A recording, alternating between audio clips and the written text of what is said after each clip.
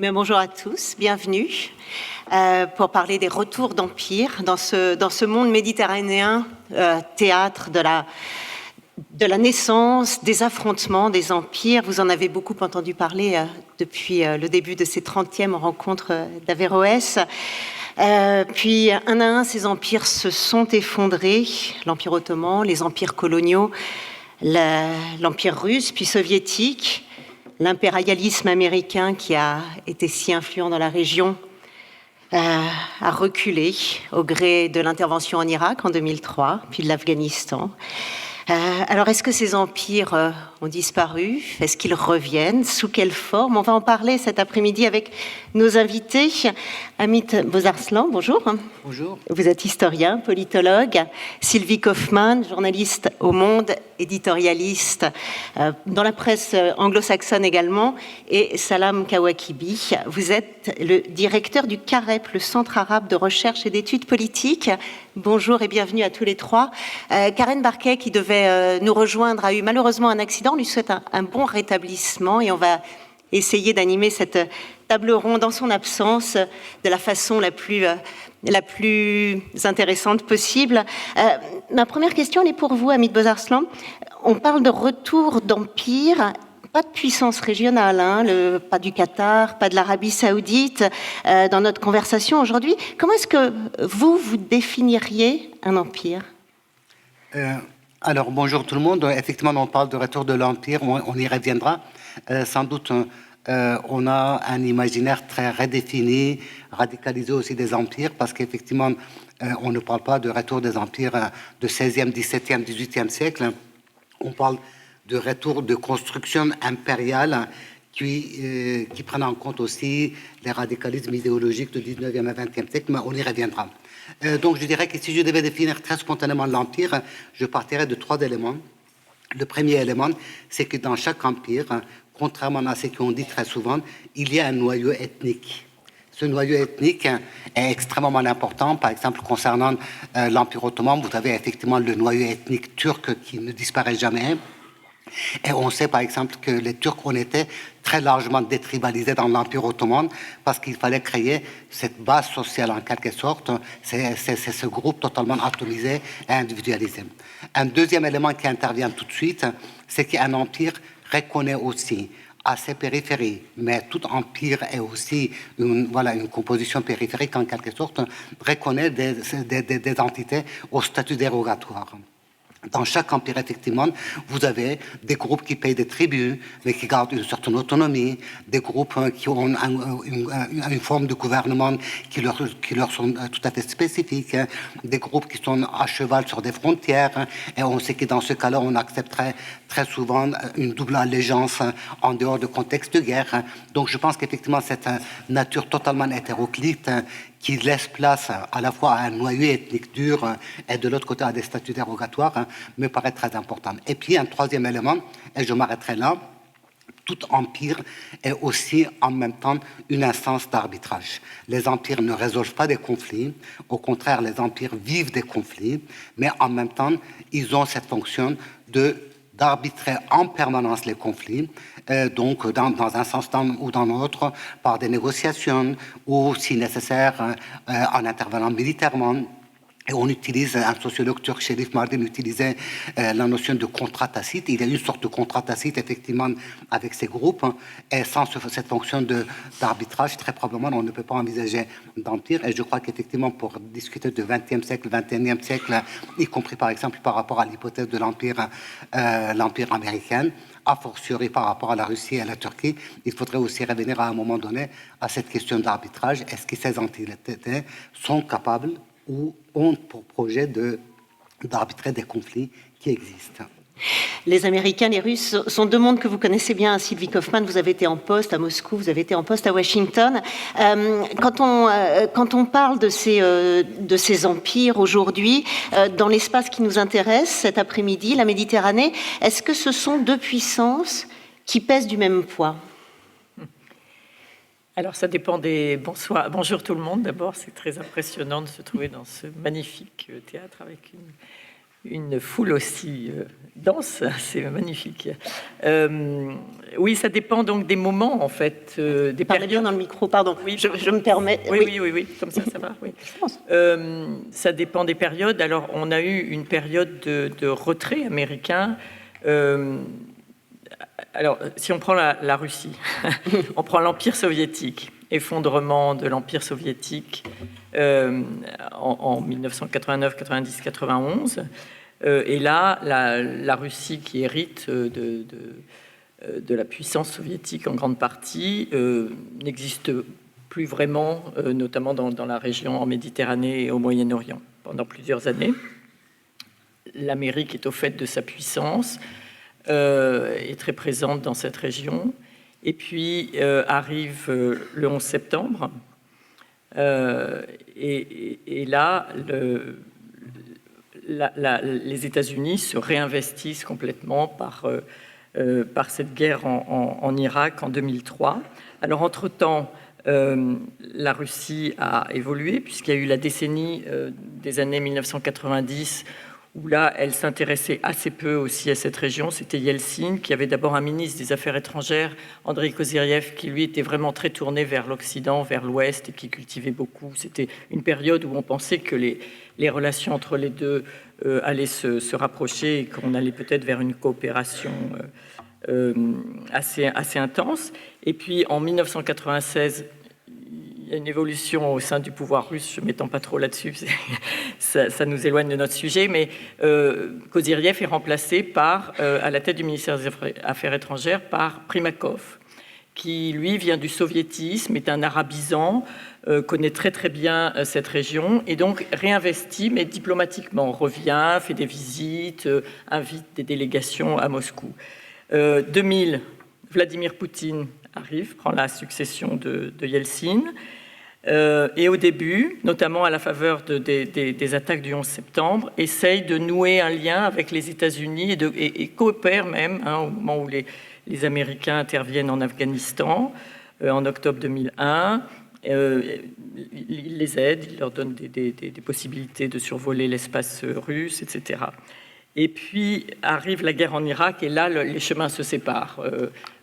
Poutine avait aussi profité de cette guerre contre le terrorisme pour alimenter sa guerre en Tchétchénie notamment. Mais là, avec l'Irak, vraiment les chemins se séparent. Et on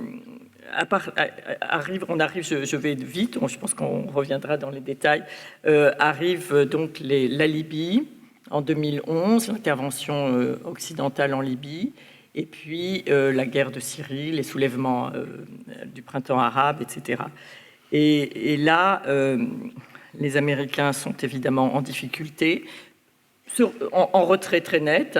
Par exemple, sur l'intervention en Libye, il y a cette formule assez célèbre d'Obama qui a dit « We are leading from behind », c'est-à-dire on mène mais de l'arrière, on laisse les Français et les Britanniques notamment prendre la direction des opérations.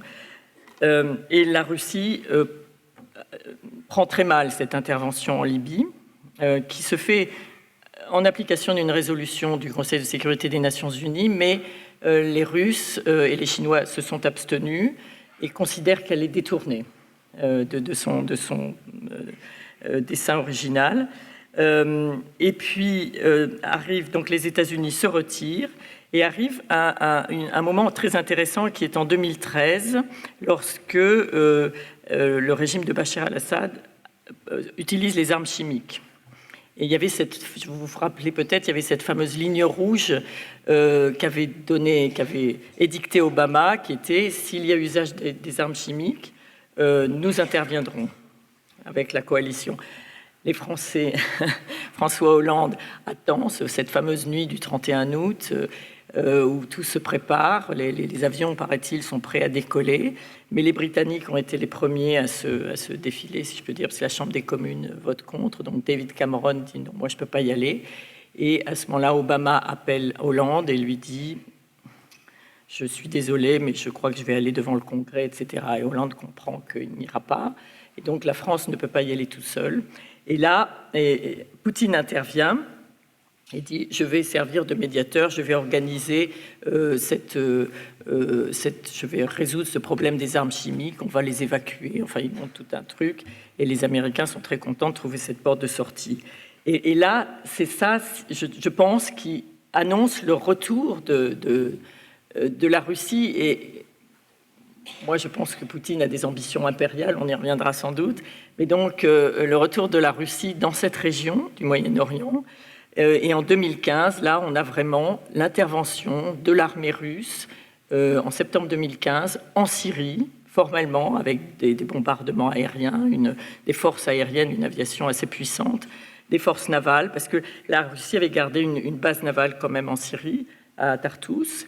Mais là, vraiment, c'est la première fois que la Russie intervient à nouveau à l'extérieur depuis l'Afghanistan. Voilà. Et avec l'arrivée des Russes à Tartous, il était assez clair à cette époque qu'ils n'allaient pas partir de sitôt de la région. Vous êtes syrien, Salam Kawakibi, vous avez vécu dans ce pays pendant 40 ans, et vous voyez la Syrie, cette guerre atroce, extrêmement violente, qui déchire votre pays. Vous diriez que la Syrie, ça a été le champ de bataille de ces empires ces dernières années ? Bonsoir tout le monde. Oui, c'était un champ de bataille, mais un peu abandonné. C'est-à-dire, c'est un champ où on a laissé tous les acteurs expérimenter leurs forces, leurs moyens militaires comme sécuritaires, sans que ça représente un souci à quiconque.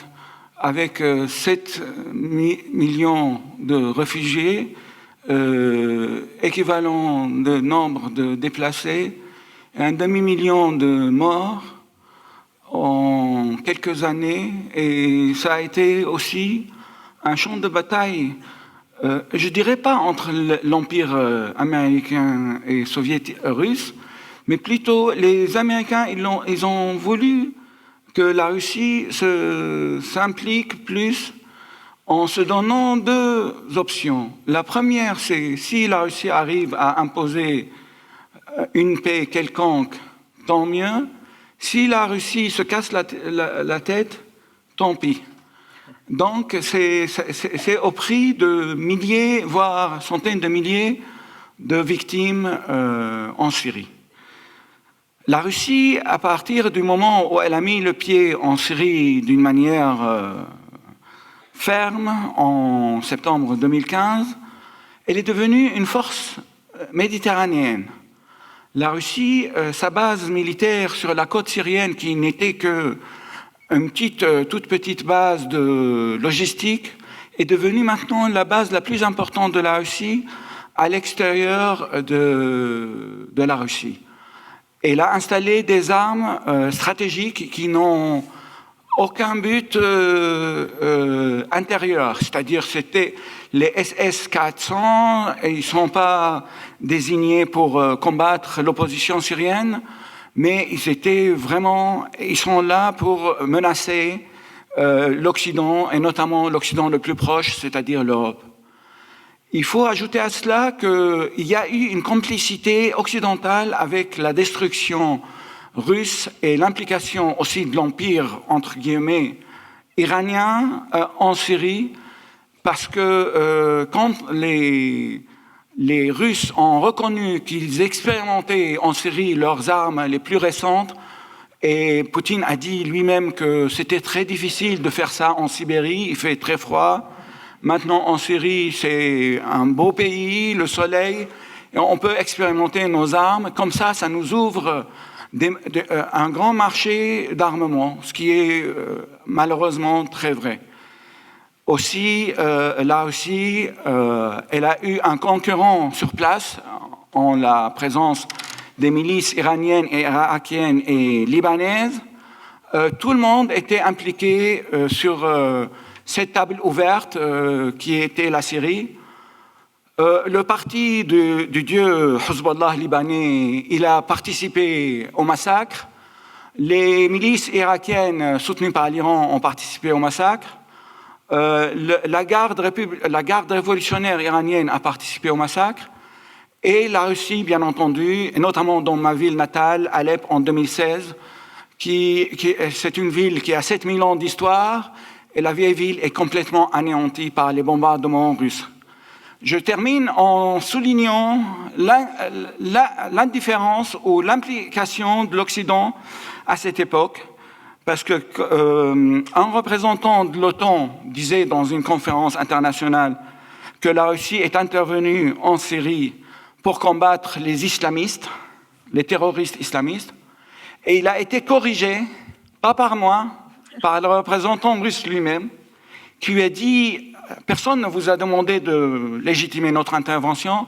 Notre intervention était en Syrie pour protéger le régime de Bachar al-Assad. » C'est pour vous dire l'implication de l'Occident, indirecte bien entendu, dans la tuerie en Syrie. Sylvie Kaufmann, vous le disiez, il y a une ambition impériale de Vladimir Poutine que vous percevez nettement quand Salam Kawakibi nous dit la Syrie a servi de démonstration de force pour les Russes sur ces 8 dernières années, montrer la modernité de leurs armes. C'est un signe de cette ambition impériale? Oui, absolument. Et c'est vrai sur le marché aux armements, il a tout à fait raison, parce que à partir de là, les Russes ont pu montrer. Les années précédentes, Poutine avait vraiment modernisé l'appareil de défense russe, et donc il avait fait un gros effort industriel. Et donc là, ça servait un peu, cette opération en Syrie, non seulement permettait de sauver le régime de Bachar al-Assad, mais servait un peu de vitrine à l'armement russe qui a été très bien vendu dans de nombreux pays après. Et oui, je pense que ce matin, dans la séance de ce matin, qui était passionnante sur les empires, je crois que c'est l'historien britannique Robert Gildea qui a parlé c'est le titre de son livre d'ailleurs, l'esprit impérial. C'est le sentiment d'avoir un empire même quand on n'en a plus. Et ça, c'est vraiment, je pense que ça caractérise assez bien Poutine, parce que en effet, l'empire russe d'abord avait disparu, puis l'empire soviétique avait disparu, et lui, finalement, rêve de le recréer, et se comporte même en empire, comme s'il était à la tête d'un empire, alors qu'il ne l'a pas encore reconstitué, mais visiblement, il cherche à le reconstituer. Et là, ce à quoi on assiste aujourd'hui, alors vous savez qu'il a dit que l'Union soviétique était pour lui la plus grande catastrophe du XXe siècle, mais je pense qu'il a même dépassé ça. Il est vraiment dans une idée de recréer un empire russe, vraiment, et il l'a dit d'ailleurs à certains de ses interlocuteurs. Mais ce à quoi on assiste aujourd'hui, depuis le 7 octobre et les événements en Israël et à Gaza, c'est à nouveau cette rivalité un peu à laquelle vous faisiez allusion tout à l'heure entre les deux empires, enfin si on peut appeler ça, parce que l'empire américain, je ne suis pas sûr qu'on puisse parler d'empire américain aujourd'hui, mais non, pas d'empire russe non plus, mais enfin entre ces velléités, disons, les États-Unis qui étaient vraiment dans une logique de repli, non seulement depuis Obama, et puis Trump évidemment de manière très poussée, se replier pour reconstituer leurs forces à l'intérieur des États-Unis.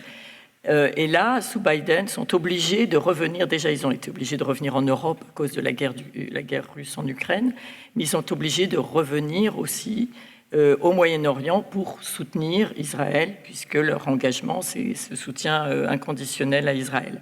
Et Poutine et la Russie, de son côté, a trouvé dans ce conflit, dans cette résurgence du conflit, entre Israël et Hamas et la guerre à Gaza, le moyen de creuser à nouveau un coin et de critiquer et d'attaquer les États-Unis, puisque lui, il est vraiment engagé dans une lutte qu'il considère comme existentielle contre l'Occident.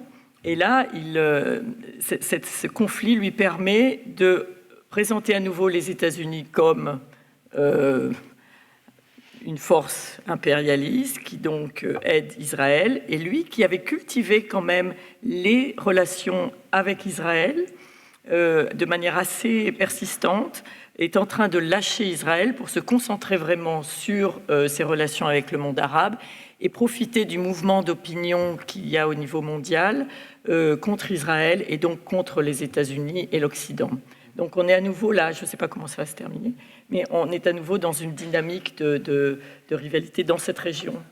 Amit Bozaraslan, dans ce que disait Sylvie Coffy dans sa description et de Robert Guildea sur l'Empire et sur l'Empire russe, notamment, en tout cas sur cette volonté impériale russe, il y a un parallèle qu'on peut faire avec la Turquie également de Recep Tayyip Erdogan.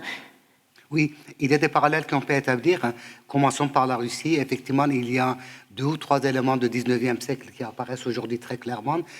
Orthodoxie, autocratie, empire-nation, c'est un mot d'ordre qui est de retour. L'idée que le 4e empire est en train d'être construit, après celui de Vladimir le fondateur, Ivan le Terrible, Catherine II, donc de nouveau un Vladimir, ça veut dire la boucle de Vladimir se boucle avec Vladimir. Donc tous ces éléments-là sont à prendre en considération. Mais il y a aussi des différences qui sont très très importantes à souligner, et ces différences nous expliquent aussi l'évolution de la Turquie. Parmi ces différences-là, il y a la notion de la souveraineté qui ne sera pas étatique, mais qui serait ethnique, nationale. La Russie n'a pas de frontières. Ce n'est pas l'État russe qui intervient, c'est la nation russe qui intervient. Ce n'est pas l'État russe qui intervient, c'est l'espace russe qui se révolte, c'est l'espace russe qui doit se constituer. Donc on est très clairement en dehors de cette perspective westphalienne, donc de relations internationales, qui contiennent la violence d'un État à l'intérieur de ses frontières. Un deuxième élément qui intervient, qui n'existait pas en tout cas dans ce sens-là, ni en Russie, ni dans l'Empire ottoman, c'est que la nation turque ou la nation russe a une mission historique. Et cette mission historique consiste à dominer une partie du monde pour le civiliser, pour lui apporter la justice, l'administration. Bien sûr, par le passé, le rêve de Daniel n'a jamais disparu. Effectivement, le rêve de Daniel, la prophétie de Daniel, c'est une prophétie impériale. Mais c'était effectivement une dynastie qui concentrait tout ceci, alors que maintenant, on parle de cette mission historique, cette mission que l'histoire aurait accordée à la nation russe ou à la nation turque, et que cette mission aurait par la suite été confirmée, certifiée par la raison créatrice, donc Dieu en personne, et par la nature, parce qu'on est dans un monde social darwiniste, les espèces sont en guerre les unes contre les autres. Un troisième élément qui intervient, et là aussi je crois que la Turquie et la Russie partagent beaucoup de choses, c'est qu'il y a cet Occident collectif qui serait responsable de notre déclin, les ennemis de l'intérieur, etc. Mais le règlement de compte par rapport au 19e siècle. La revanche sur l'histoire n'est pas uniquement la revanche sur l'Occident collectif, mais c'est aussi la revanche sur cette élite occidentalisée du 19e siècle qui a corrompu ou qui a tenté de corrompre l'ontologie pure de la nation. Donc tous ces éléments-là sont vraiment des facteurs qui sont très très importants, qui interviennent, ce qui explique qu'à la fois on peut parler d'un retour d'une nostalgie d'empire, il y a une très violente nostalgie d'empire dans les deux cas, mais en même temps cette nostalgie d'empire, c'est une nostalgie aussi qui est déterminée par l'idéologie nationale-socialiste du XXe siècle. N'oublions pas qu'effectivement Alexandre Douguin, on a beaucoup parlé de lui, il était quand même l'un des leaders du parti national bolchevique. N'oublions pas que Ivan Ilyin, qui est la référence ultime de Poutine, s'est beaucoup inspiré du nazisme. N'oublions pas que Erdogan, dans toute sa vie, n'a lu qu'une petite dizaine d'ouvrages, mais ces ouvrages sont des ouvrages profondément antisémites, mobilisant des théories de complot. Et lui aussi, il a été effectivement dans cette idée qu'il y ait eu une trahison à l'intérieur, à l'ontologie même de la nation turque. Et donc, dans tous les cas, la revanche signifie aussi qu'effectivement, le lendemain, ça veut dire le futur, va être pensé comme le temps de revanche sur le passé. Mais ce passé n'est pas uniquement le passé occidental, c'est aussi le passé de la nation. Et je terminerai sur juste un point. Le discours de 21 février 2022 de Poutine qui prépare et justifie la guerre, c'est un discours absolument impressionnant de 15 pages. Et dans ce discours, l'argument de l'OTAN ne revient qu'à la page 9. Avant, c'est effectivement un règlement de compte avec Lénine, alors que c'est Lénine et Trotsky qui ont quand même bolchevisé et soviétisé l'Ukraine. voilà, règlement de compte avec Gorbatchev, avec Perestroïka. Donc l'argument principal, c'est ça, alors que depuis 2008, donc le document de la politique étrangère de 2008 de la Russie, on sait qu'effectivement l'Occident est défini comme une civilisation ennemie et la Russie est définie comme une nation-civilisation à part, irréductible à toute autre civilisation. Et là, ce sont des traits qu'on trouve pratiquement terme à terme aussi en Turquie. Sylvie Kaufmann, vous le racontez très bien, hein, d'ailleurs, dans votre dernier livre, cette façon dont l'OTAN devient le repoussoir absolu et la crainte suprême de Vladimir Poutine, oui, dès 2008, dès le sommet de l'OTAN à Bucarest. Oui, alors il y a déjà en 2007 un discours que prononce Vladimir Poutine à la conférence de sécurité de Munich, hein, et où là, devant les Occidentaux, Merkel est là, il y a plusieurs chefs de la diplomatie et de la défense occidentaux qui sont là au premier rang et qui l'écoutent totalement ébahis parce qu'ils sont surpris apparemment par son agressivité. Oui, c'est un discours très agressif et il est très dur lui-même dans sa gestuelle corporelle, etc. Il a l'air d'un boxeur. On peut regarder ça sur YouTube, je vous conseille de regarder, c'est vraiment assez intéressant du point de vue du théâtre politique même. Hein, oui. Et donc il dit que les États-Unis sont engagés dans une politique d'hégémonie unipolaire et qu'il ne peut pas permettre ça et que l'OTAN s'est élargie beaucoup trop, etc. Donc, et l'année d'après, 2008,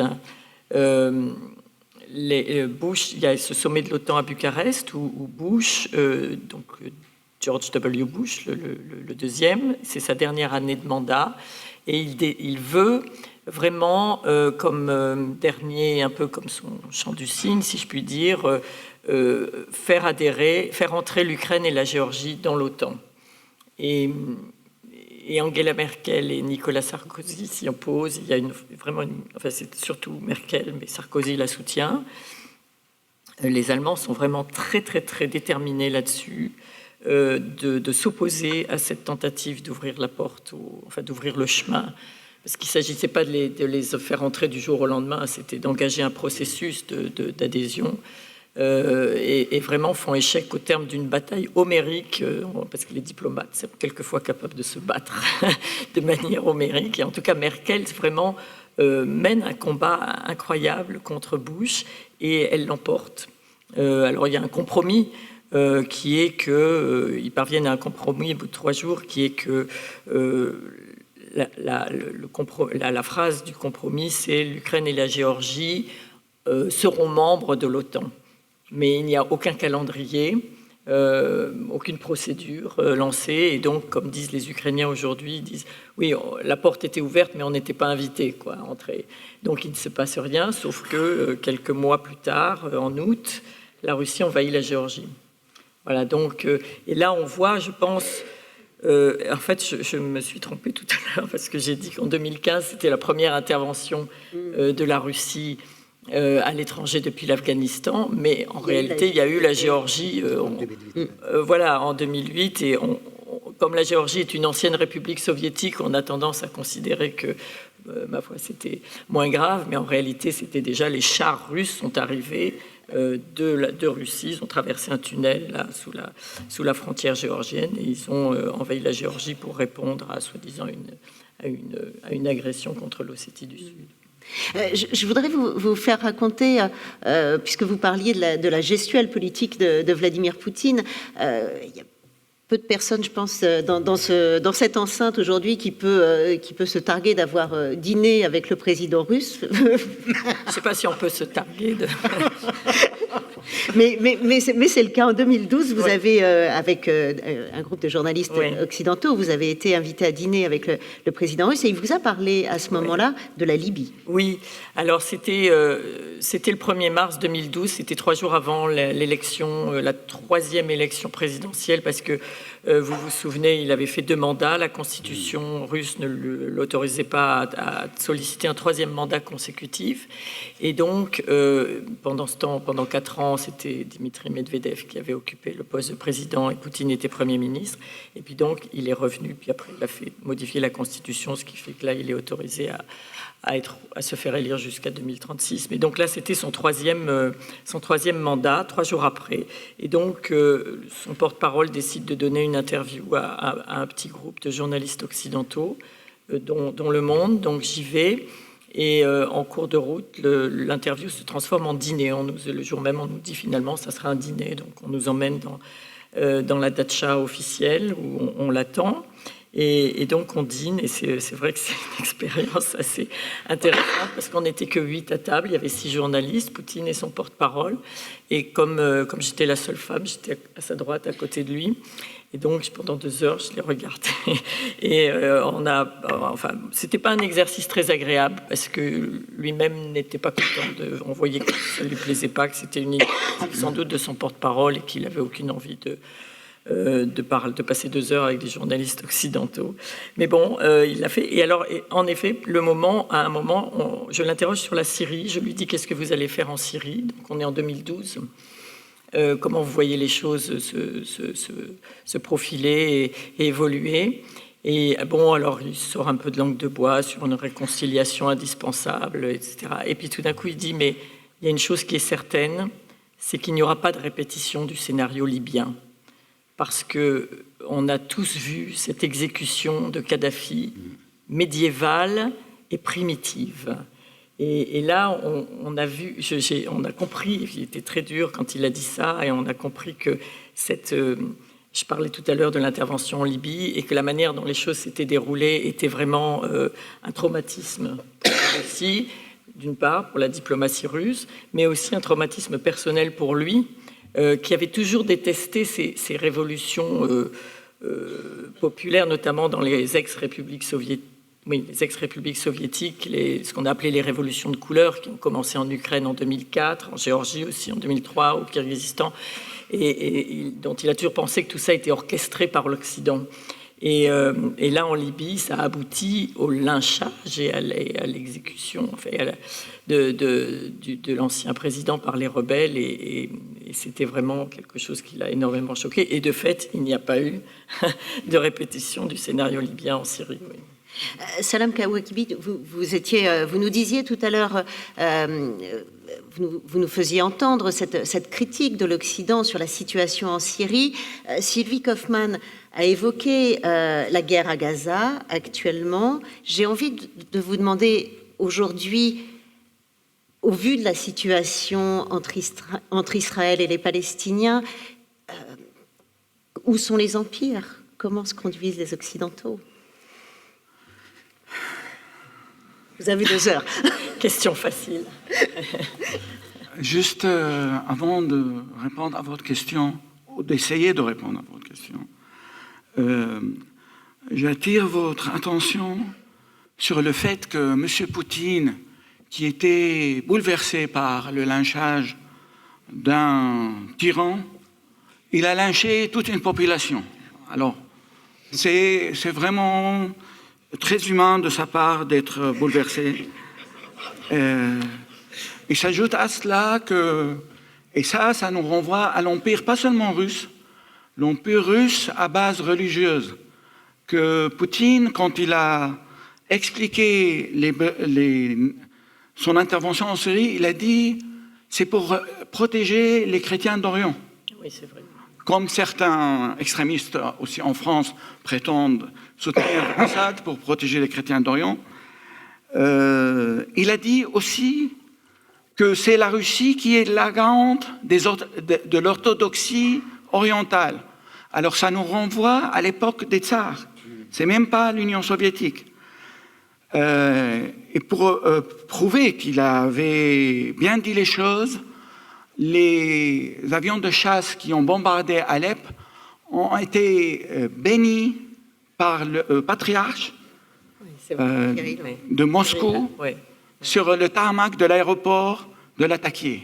Ça, c'est pour vous dire cette dimension très humaniste de M. Poutine. Pour répondre à la présence des empires dans ce qui se passe maintenant à Gaza, que j'appelle, et excusez-moi pour l'appellation qui peut offenser certains, la guerre d'Israël contre les Palestiniens, ce n'est pas la guerre d'Israël contre Hamas. Je crois que tous les empires ressurgissent dans cet espace très étroit où 2 300 000 Palestiniens sont confinés depuis bientôt 17 ans, sans qu'on se soucie de leur sort. On a l'impression que tout a commencé le 7 octobre. Les 75 ans précédents ne comptent pas. Mais ça, c'est le réel politique, comme le dit M. Hubert Védrine. L'Empire turc, pas ottoman, parce que ni Erdogan, ni l'Iran, ni Poutine pensent à faire réémerger leur empire historique.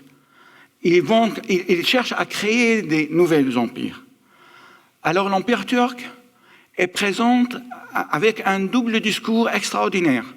Tantôt soutien à Gaza, tantôt des messages qui réconfortent Netanyahou. L'Empire persan, il a envoyé son représentant régional, le chef de Hezbollah, à la télé pour dire très clairement que les Iraniens sont pour rien. La première intervention de Nasrallah à la télé, que tout le monde arabe, encore trompé par ce personnage en le considérant comme le Che Guevara des Arabes, il croyait qu'il allait annoncer l'implication de Hezbollah dans la guerre, prendre un peu de charge de forces israéliennes pour aider le Hamas. Non, pas du tout. Il a passé une demi-heure à expliquer d'une manière très claire que les Iraniens ne sont pour rien. Et ça, c'est un message que les Américains l'ont bien reçu et l'ont bien accepté parce qu'ils étaient au courant que les Américains n'étaient pour rien. Les Iraniens. Oh, les Américains, ils étaient pour beaucoup. L'Empire russe, je suis un peu pas très d'accord avec le fait que Poutine lâche Israël pour se resolidariser avec les Arabes. Poutine, il est beaucoup plus pervers que cela. Poutine, il n'a pas voté la résolution du Conseil de sécurité pour l'arrêt immédiat des hostilités. Il fait comme Erdogan, d'une manière encore plus perverse. Il comprend tout le monde. Mais les naïfs, surtout des naïfs du côté arabe, les Israéliens, ils savent très bien, parce qu'il y a une forte présence russe en Israël, qui n'est pas du tout religieuse, elle est plutôt politique. Et tous les bombardements que les Israéliens effectuent en Syrie sont en coordination avec les forces russes qui dominent la terre et le ciel en Syrie. Et je termine avec l'Empire persan, l'Empire iranien. Contrairement aussi à ce qu'on explique dans le mainstream média en Europe, l'Iran ne cherche pas du tout à faire dominer sa lecture de l'islam. Toute la politique étrangère iranienne vise à faire revivre l'empire iranien. Le chiisme, c'est un outil. Il n'y a pas un mariage catholique entre le chiisme iranien et le régime syrien. Il faut savoir que le chiisme, que la communauté alaouite qui est censée être à la tête du pouvoir en Syrie, est la communauté au sein de l'islam la plus détestée par le chiisme officiel. Alors ce n'est pas un mariage catholique, c'est un mariage de plaisir. C'est un mariage d'intérêt. l'Iran utilise le Yémen, le Liban, la Syrie, pas pour refaire régner le chiisme dans la région, mais pour refaire régner les intérêts de la nation iranienne dans la région. Merci. Amin Tarzaslan, dans ce qu'a dit Salam Kawakibi tout à l'heure, il y avait cette idée que sur ce tout petit territoire qui est le centre du monde spirituel pour beaucoup sur cette planète, on voyait ressurgir les empires. Pourtant, aujourd'hui, est-ce que le Proche-Orient a tout l'intérêt géostratégique qu'il avait hier ? Je n'y pense pas. Une chose est certaine, c'est qu'il y a une eschatologisation à la fois de l'espace politique israélien et de la mouvance palestinienne, ce qui n'était pas du tout le cas par le passé. N'oublions pas qu'Israël a été constitué comme un État socialiste différent des totalitarismes du XXe siècle. Donc, à la base de la construction de l'État d'Israël, il n'y avait pas du tout l'idée de construire un État religieux.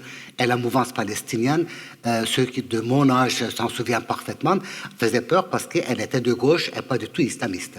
Mais on sait effectivement que depuis une vingtaine ou une trentaine d'années, à la fois le nationalisme israélien et le nationalisme palestinien ont été définis un peu en termes eschatologiques. Pour le reste, je pense que le Moyen-Orient a perdu énormément de son poids géostratégique. Il y a toujours ce narcissisme moyen-oriental, nous sommes le centre du monde, ce qui n'est pas le cas.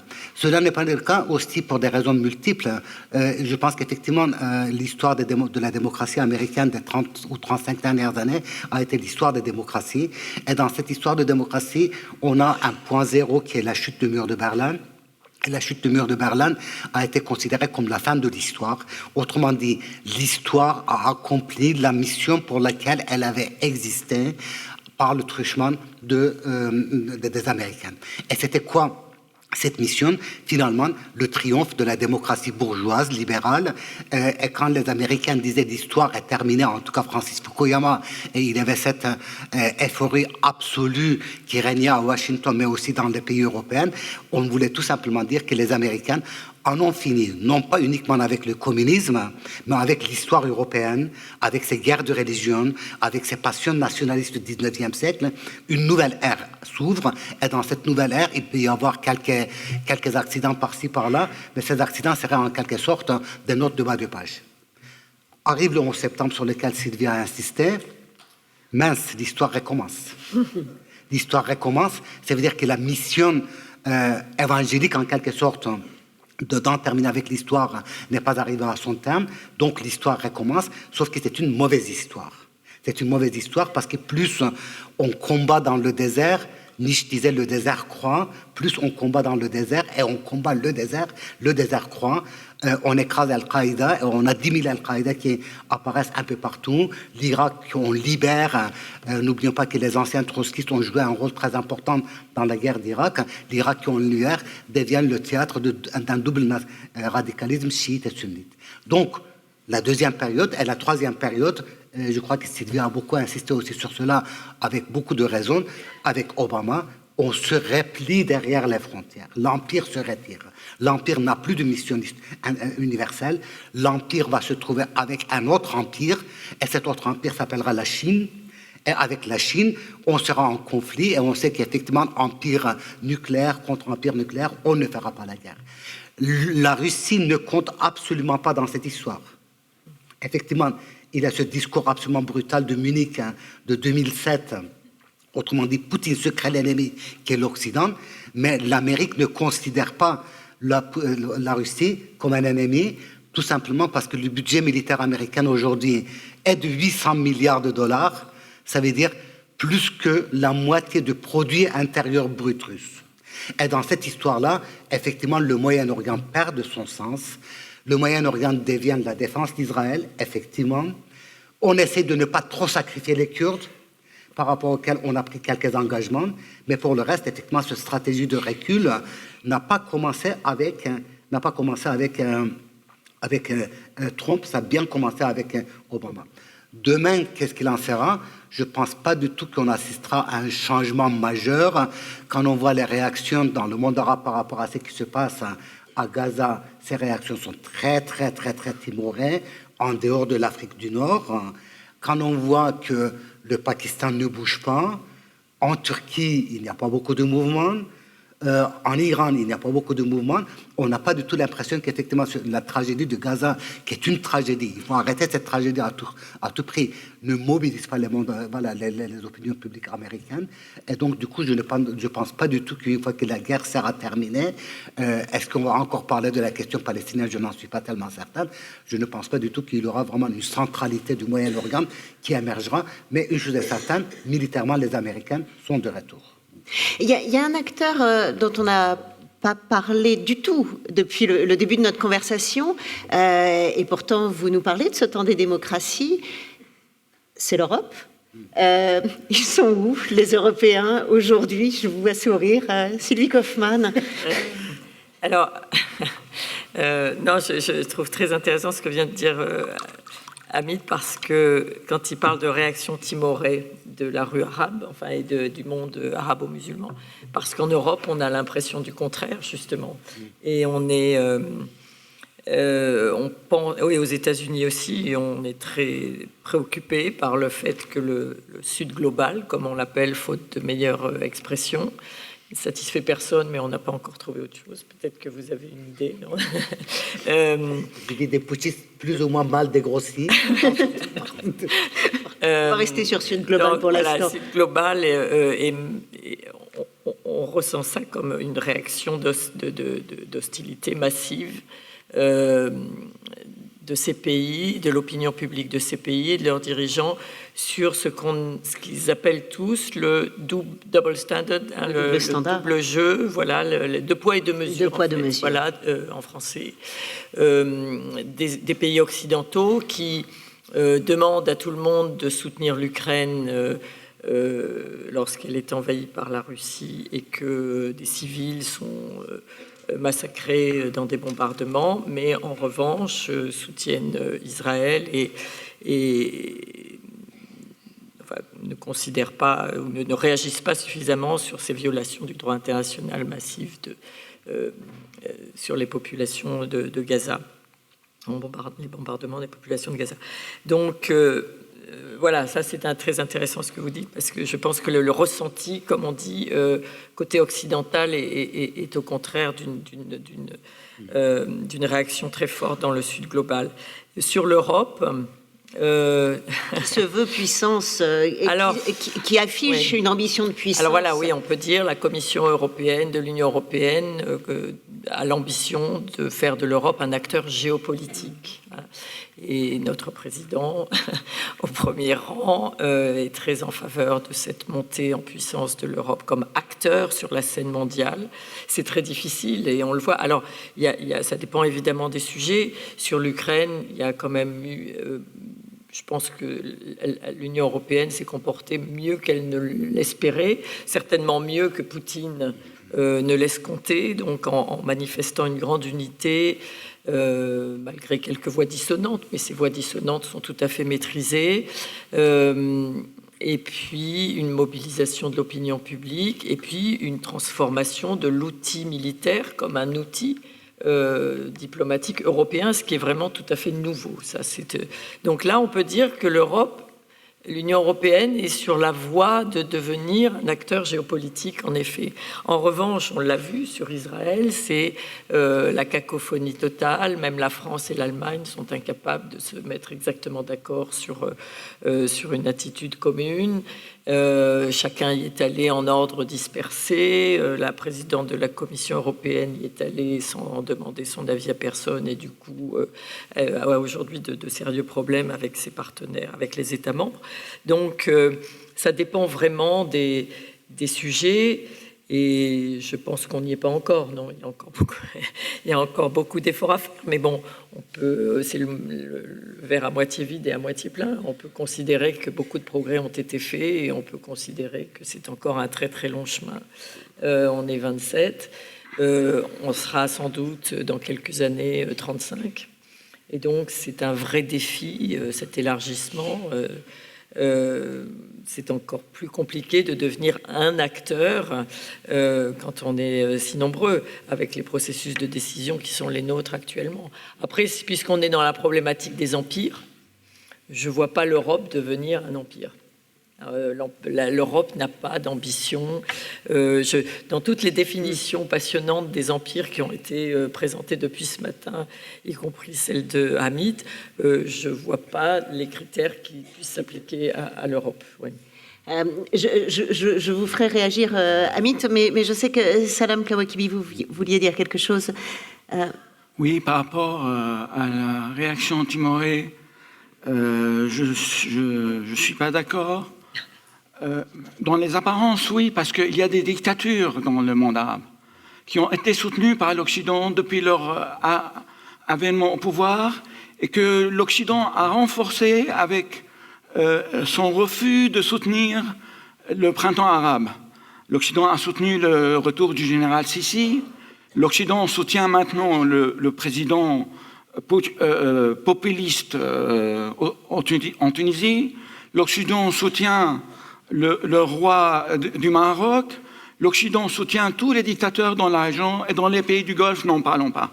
Malgré tout ça, il y a eu beaucoup de manifestations et il y a eu aussi des manifestations virtuelles.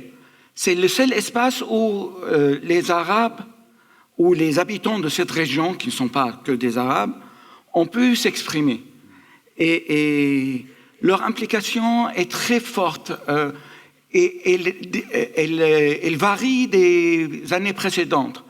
Elle a développé des manières beaucoup plus performantes en point de vue de mise en scène, de la chanson, de la poésie, de films documentaires, etc. Pour parler de l'Europe, moi j'ai tendance à dire que l'Europe a seulement des politiques communes en ce qui concerne la pêche. En ce qui concerne les relations internationales, l'Europe, il y a 27 Europes. Et on a bien vu ça dans tous les conflits dans la région et ailleurs. Sur l'Ukraine, il y a eu un semblant d'accord, mais il ne va pas durer trop. On est en train de... Il y a des pays qui expriment leurs réserves.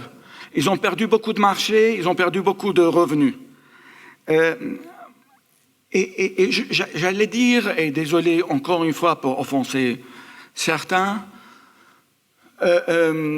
c'est vrai qu'il y a des dictatures dans le Sud qui interdisent l'expression libre, mais ces dictatures donnent des idées à des démocraties dans le Nord.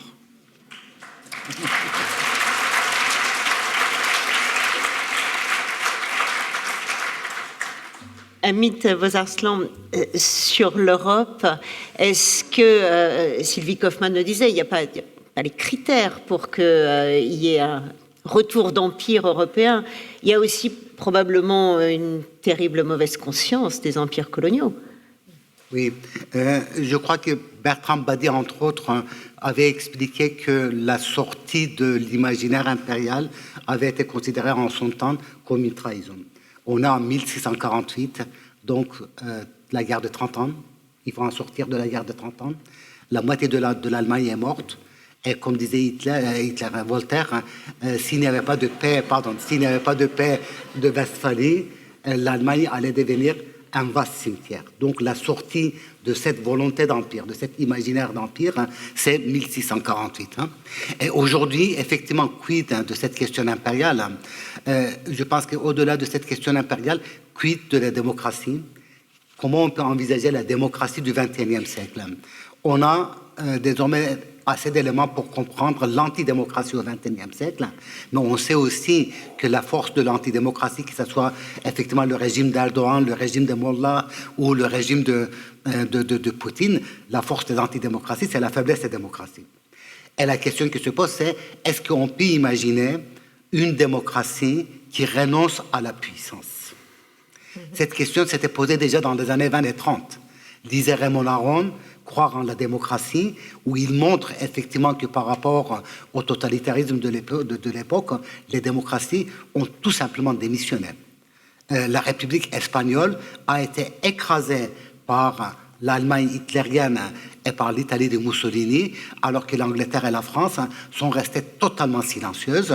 Et la Russie soviétique, quand elle est intervenue, c'était pour étouffer encore davantage la République espagnole. Et aujourd'hui, la question se pose, dans le cadre de l'Union européenne ou en dehors du cadre de l'Union européenne, est-ce qu'on peut envisager demain une démocratie qui serait absolument impuissante, sachant que la puissance ne signifie pas uniquement la puissance militaire, la puissance, c'est aussi la puissance d'attraction, la capacité de devenir un modèle. Et voilà. Et par rapport à cela, je dirais que effectivement aujourd'hui en Europe, il y a une sorte d'idée honteuse de la puissance. Pourquoi idée honteuse de la puissance? Parce que la puissance, par le passé, a été une puissance coloniale. Aujourd'hui, plus personne ou quasi ne peut défendre l'héritage du colonialisme. La puissance a été une puissance impérialiste. Rappelez-vous quand même le renversement du régime de Allende au Chili ou les coups d'État en Turquie. La puissance a été la puissance qui a conduit l'Europe à un double effondrement civilisationnel 14-18, 39-45. Donc il y a la peur de la puissance. Et aujourd'hui, je pense qu'effectivement, les démocraties peuvent développer un nouvel imaginaire de puissance qui ne soit ni impérialiste, ni colonialiste, ni nationaliste, mais qui effectivement se pense comme en lien avec la démocratie, et on en est encore très très loin. Et je pense qu'effectivement, peut-être pour surmonter, c'est que Salam disait, la fédération de pêcheurs à l'échelle européenne, pour surmonter cela, sans doute il faudrait aussi poser cette question de la puissance. Sylvie Kaufmann, c'est une question... C'est la Suisse que vous... C'est la Suisse. Vous avez beaucoup... Enfin, c'est une question qui s'est beaucoup posée à l'Allemagne, cette question d'être une... la question de la puissance, et qui après la guerre, hein, et qui aujourd'hui vient la travailler de nouveau. Est-ce qu'on peut être une puissance sans la puissance militaire? Non, quand on est confronté à une guerre, on ne peut pas.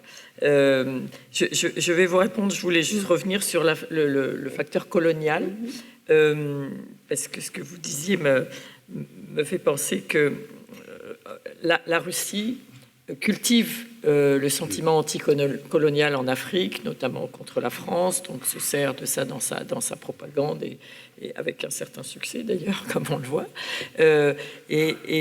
Et du coup, les Ukrainiens ont essayé de renverser, c'est très intéressant cette irruption, enfin c'est normal évidemment, du facteur colonial dans le jeu moderne. Et les Ukrainiens ont essayé de renverser cet argument en disant mais regardez, nous avons été colonisés par une puissance coloniale qui était la Russie et qui cherche à nouveau à nous coloniser. Mais cet argument apparemment ne pèse pas beaucoup. Pas du tout, non. Et alors sur l'Allemagne, je pense que c'est pas tant la puissance qui leur fait peur, parce que la puissance économique, ils l'ont, et enfin, en ce moment, elle est un peu en difficulté, mais enfin bon, ils ont quand même de bonnes fondations, et ils la vivent très bien, la puissance. Le fait d'exercer leur puissance économique, ils la vivent très très bien, ils s'en servent, notamment en Allemagne, en Europe de l'Est, en Europe centrale. Ils s'en servaient aussi en Russie. Mais ce qui leur pose un vrai problème, c'est la question du leadership. Et ces dernières années, il y a plusieurs partenaires européens qui disaient, mais il nous faut, qui se plaignent du fait qu'en Europe, il n'y a pas, même dans une fédération de pêcheurs, on a besoin d'un leader. Il n'y a pas de vrai leadership de l'Europe, puisque les institutions européennes n'ont pas forcément les compétences qu'il faut. Enfin bon, bref. Et donc, il y a eu ce mouvement de certains pays qui demandaient à l'Allemagne d'exercer un leadership. Et alors là, les Allemands, quand vous leur dites ça, ils sont paralysés, en effet, les politiques.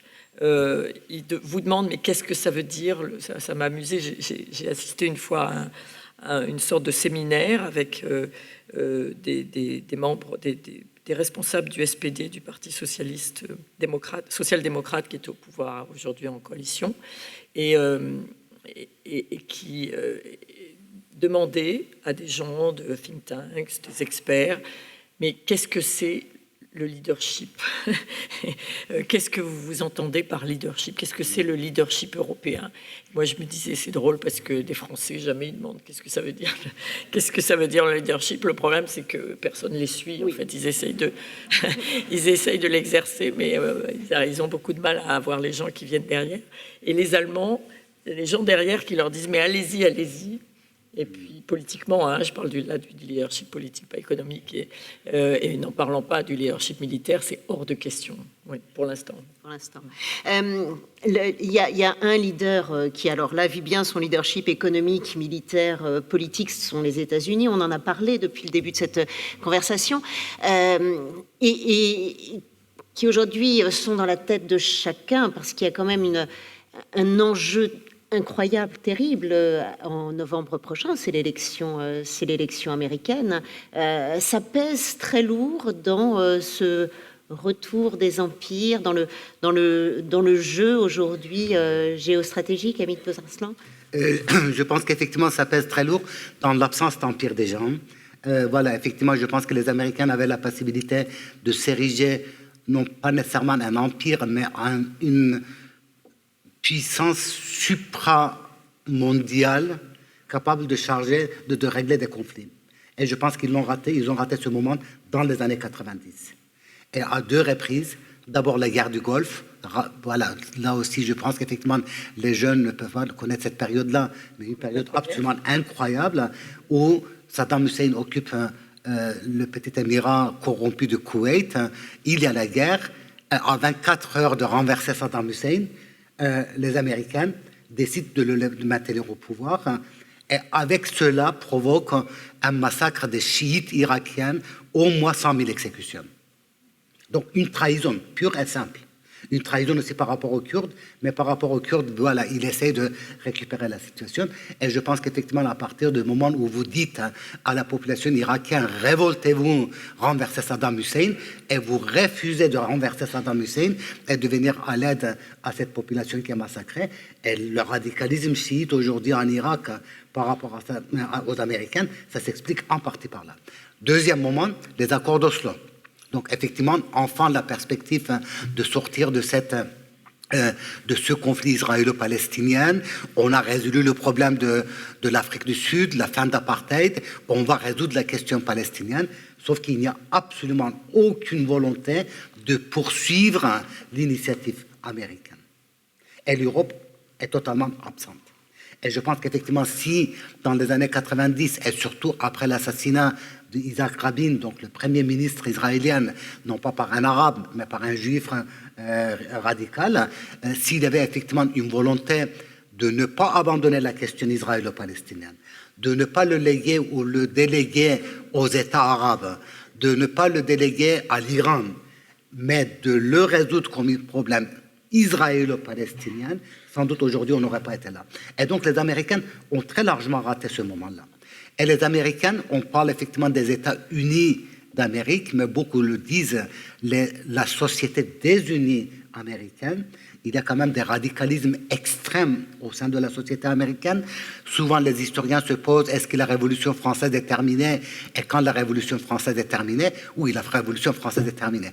Est-ce que la Révolution américaine, avec des passions totalement contradictoires qui la travaillent, est-elle terminée ou non? Est-ce que le moment de Andrew Jackson, les années 1820 et 30, qui annonce en quelque sorte le moment Trump, est terminé? Et qu'est-ce qui va se passer effectivement en 2024? La question n'est pas uniquement une question américaine, parce que ce n'est pas uniquement la question non plus de l'isolationnisme américain, parce que rappelez-vous, Trump qui voulait se retirer de la Syrie en disant les Kurdes et les Turcs, de toute façon, ils ont toujours voulu s'entretuer, on n'a pas besoin de protéger les Kurdes. Donc voilà, pour le monde, c'est très important, mais l'avenir de la démocratie en Europe aussi dépend en partie des élections de 2024 en Amérique. Si Trump gagne les élections, ce n'est pas du tout une fatalité, il ne faut pas du tout céder non plus aux forces de destin, il n'y a pas une telle fatalité. Je pense que l'impact sur les droites souverainistes européennes et peut-être sur les gauches souverainistes américaines, sur ces théories de complot qui se diffusent, y compris en France, et pas uniquement depuis la Covid, l'impact sera absolument énorme. Mais Sylvie Kaufmann. Alors, j'ai juste une petite question sur la première guerre du Golfe, parce que le mandat de l'ONU, du Conseil de sécurité, n'était pas d'aller jusqu'à Bagdad et de renverser Saddam Hussein. Donc, vous pensez qu'ils auraient dû le faire? Ils auraient dû le faire parce qu'effectivement, les Américains qui se sont tellement permis d'être en dehors du mandat de l'ONU, cette fois-ci, mais on sait pourquoi. C'était pas parce que le mandat n'allait pas jusqu'à là. À la dernière minute, voilà, on a effectivement les éléments que Colin Powell a apportés, Schwarzkopf a apporté. Tout simplement, voilà, si on renverse Saddam, qui va contrôler et équilibrer l'Iran? Et avec l'Iran aussi, on a raté des moments de négociation. Hein. Donc voilà, il y a eu quand même des opportunités absolument significatives qui se sont présentées. Et c'est à ce moment-là qu'il fallait à la fois résoudre la question iranienne et soutenir les forces démocratiques en Iran. On est dans les années 90. Non, je pense qu'effectivement, chaque fois qu'ils avaient l'opportunité, la possibilité de jouer ce rôle d'empire, ils ont eu, comme les Américains, comme les Allemands peut-être, ont eu peur d'exercer ce leadership. Le leadership américain, voilà, quelqu'un de mon âge a entendu au moins 10 fois « on ouvre une nouvelle ère ». Le monde ne rassemblera plus à l'ancienne. Le monde nouveau sera construit par nous. Et voilà, quand je me rappelle du discours de Bush le père le 2 août 1990, l'occupation de Koweït, il annonçait l'avènement d'un monde nouveau. Salam Kawakibi, vous vouliez réagir? Merci Hamid, parce que tu as dit deux choses qui m'ont interpellé concernant la guerre d'Espagne et concernant la guerre du Golfe, quand on a dit aux Irakiens, révoltez-vous, on est derrière vous. Et quand ils se sont retournés derrière eux, ils ont trouvé le vide. C'est exactement ce qui s'est passé en Syrie. Absolument. Moi, j'appelle la Syrie, c'est notre guerre d'Espagne. Oui. Assad, Franco. Assad a été soutenu par la Russie et l'Iran, Franco par l'Allemagne nazie et l'Italie fasciste. Kiff, kiff. Assad, il a pris les choses en main à cause de l'intervention des nazis, des fascistes. Oui, c'est pareil. On va remettre... Franco avec les Iraniens et les Russes. Vous remettez... Voilà, c'est un jeu c'est un jeu de rôle. Mais le pire, et c'est ça qui effraie tout le monde en Syrie, c'est de suivre jusqu'au bout l'exemple de Franco. Parce que quand la Deuxième Guerre mondiale s'est terminée avec la défaite des fascistes et des nazis, Franco s'est maintenu au pouvoir parce qu'il a présenté ses services aux Occidentaux, parce qu'il a promis de combattre le communisme en Europe, parce qu'il a laissé les Américains installer une base militaire en Espagne. Il a continué jusqu'à sa mort. Et c'est lui qui a choisi son successeur. Ça risque de passer en Syrie. Par rapport à... On a dit aussi aux Irakiens, révoltez-vous. Il y a un ambassadeur américain qui était à Damas en 2011. Il est allé avec l'ambassadeur français de l'époque à la ville de Hama pour féliciter les gens dans la manifestation en disant « on vous abandonnera jamais ». Dès qu'il a quitté la place publique où la manifestation se déroulait, il y a eu 500 morts. 500 morts dans la ville de Hama, qui a déjà payé une quarantaine de mille de civils en 1980. Et personne n'a bougé le moindre droit. Monsieur Juppé, que je respecte beaucoup, il a dit « Assad, dans 3 mois, il ne sera plus là. » Ça fait 13 ans. Je ne dis pas que ça a donné des faux espoirs aux Syriens, mais il faut croire que les gens qui sont sous le bombardement, qui sont martyrisés, qui sont tués tous les jours par centaines, ils croient ces mensonges. Et malheureusement, ça continue et l'histoire se répète. Je ne suis pas parmi ceux qui disent que l'histoire ne se répète jamais. La guerre d'Espagne s'est répétée en Syrie, la défaite en Irak, l'assassinat des centaines de milliers de chiites et de Kurdes, ça s'est reproduit en Syrie.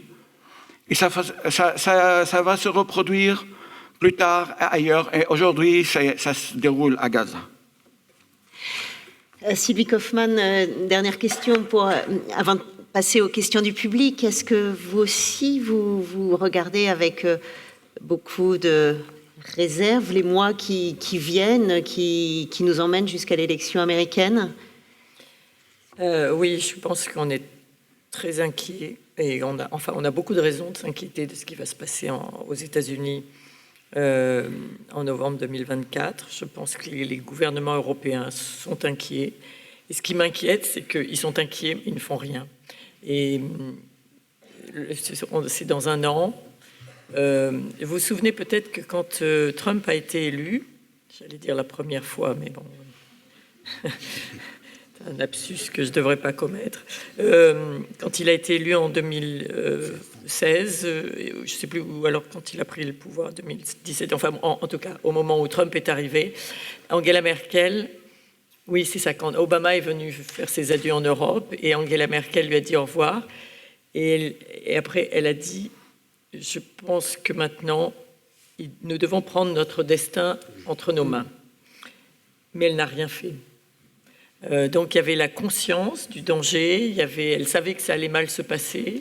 Et ça s'est très mal passé, en particulier pour elle, parce que Trump l'a prise c'était vraiment son bouc émissaire. Hein, c'est elle qui en a le plus souffert. Il s'en prenait à elle personnellement dans les sommets du G7, dans les sommets à l'OTAN. Il était extrêmement agressif et violent avec elle parce qu'il détestait l'industrie automobile allemande, en gros. Il n'aimait pas les Mercedes et tout. Et misogyne. Et il était absolument, Amit a tout à fait raison, c'était un misogyne terrible. Et donc, voilà, Merkel était vraiment son souffre-douleur. Mais malgré ça, elle n'a pas mis en marche ce qu'il fallait pour que l'Europe prenne son destin en main. Et les Européens, alors on peut dire là pour le coup que Macron a essayé, puisque c'était son agenda d'autonomie stratégique, mais ça n'a pas suivi derrière. Et là, je vois qu'on est à nouveau dans le même scénario. On voit, on voit la catastrophe arriver, et puis on regarde. Et voilà, alors c'est vrai qu'il y a beaucoup de crises en ce moment, il y a l'Ukraine, Israël, il y en a plein d'autres, mais on ne prend pas les mesures qui s'imposent. Et ça, je trouve ça vraiment, vraiment inquiétant, parce que c'est une hypothèse tout à fait plausible. Et donc, on a la victoire soit de Trump, soit d'un républicain. Il y a aussi cette hypothèse Biden qui ne rassure pas tellement, parce qu'on ne sait pas s'il arriverait au bout de son mandat. Donc il y a vraiment un moment là, américain et en ce qui nous concerne en Europe, européen, qu'il faudrait affronter. Voilà. On parlait de la Chine tout à l'heure, et là aussi c'est encore... alors bon, c'est pas un empire. Est-ce que c'est un retour d'empire, la Chine? Je ne sais pas, c'est un sujet. Mais en tout cas, les États-Unis et Trump, s'il revient, ou un de ses amis républicains, vont être encore plus obnubilés par la rivalité avec la Chine.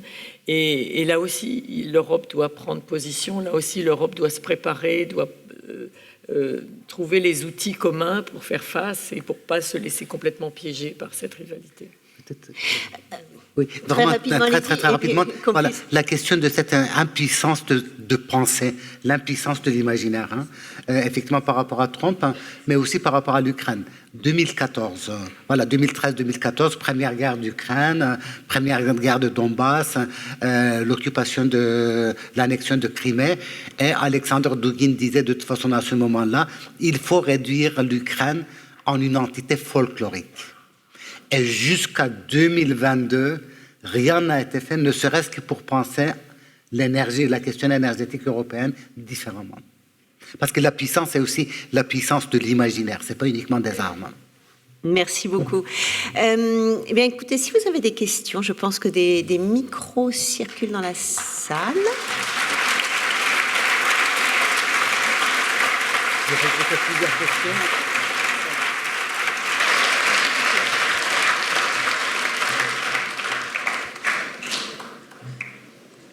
Oula. Je ne sais pas, je ne vois pas. Il y en a deux. Je vois deux devant, peut-être ici.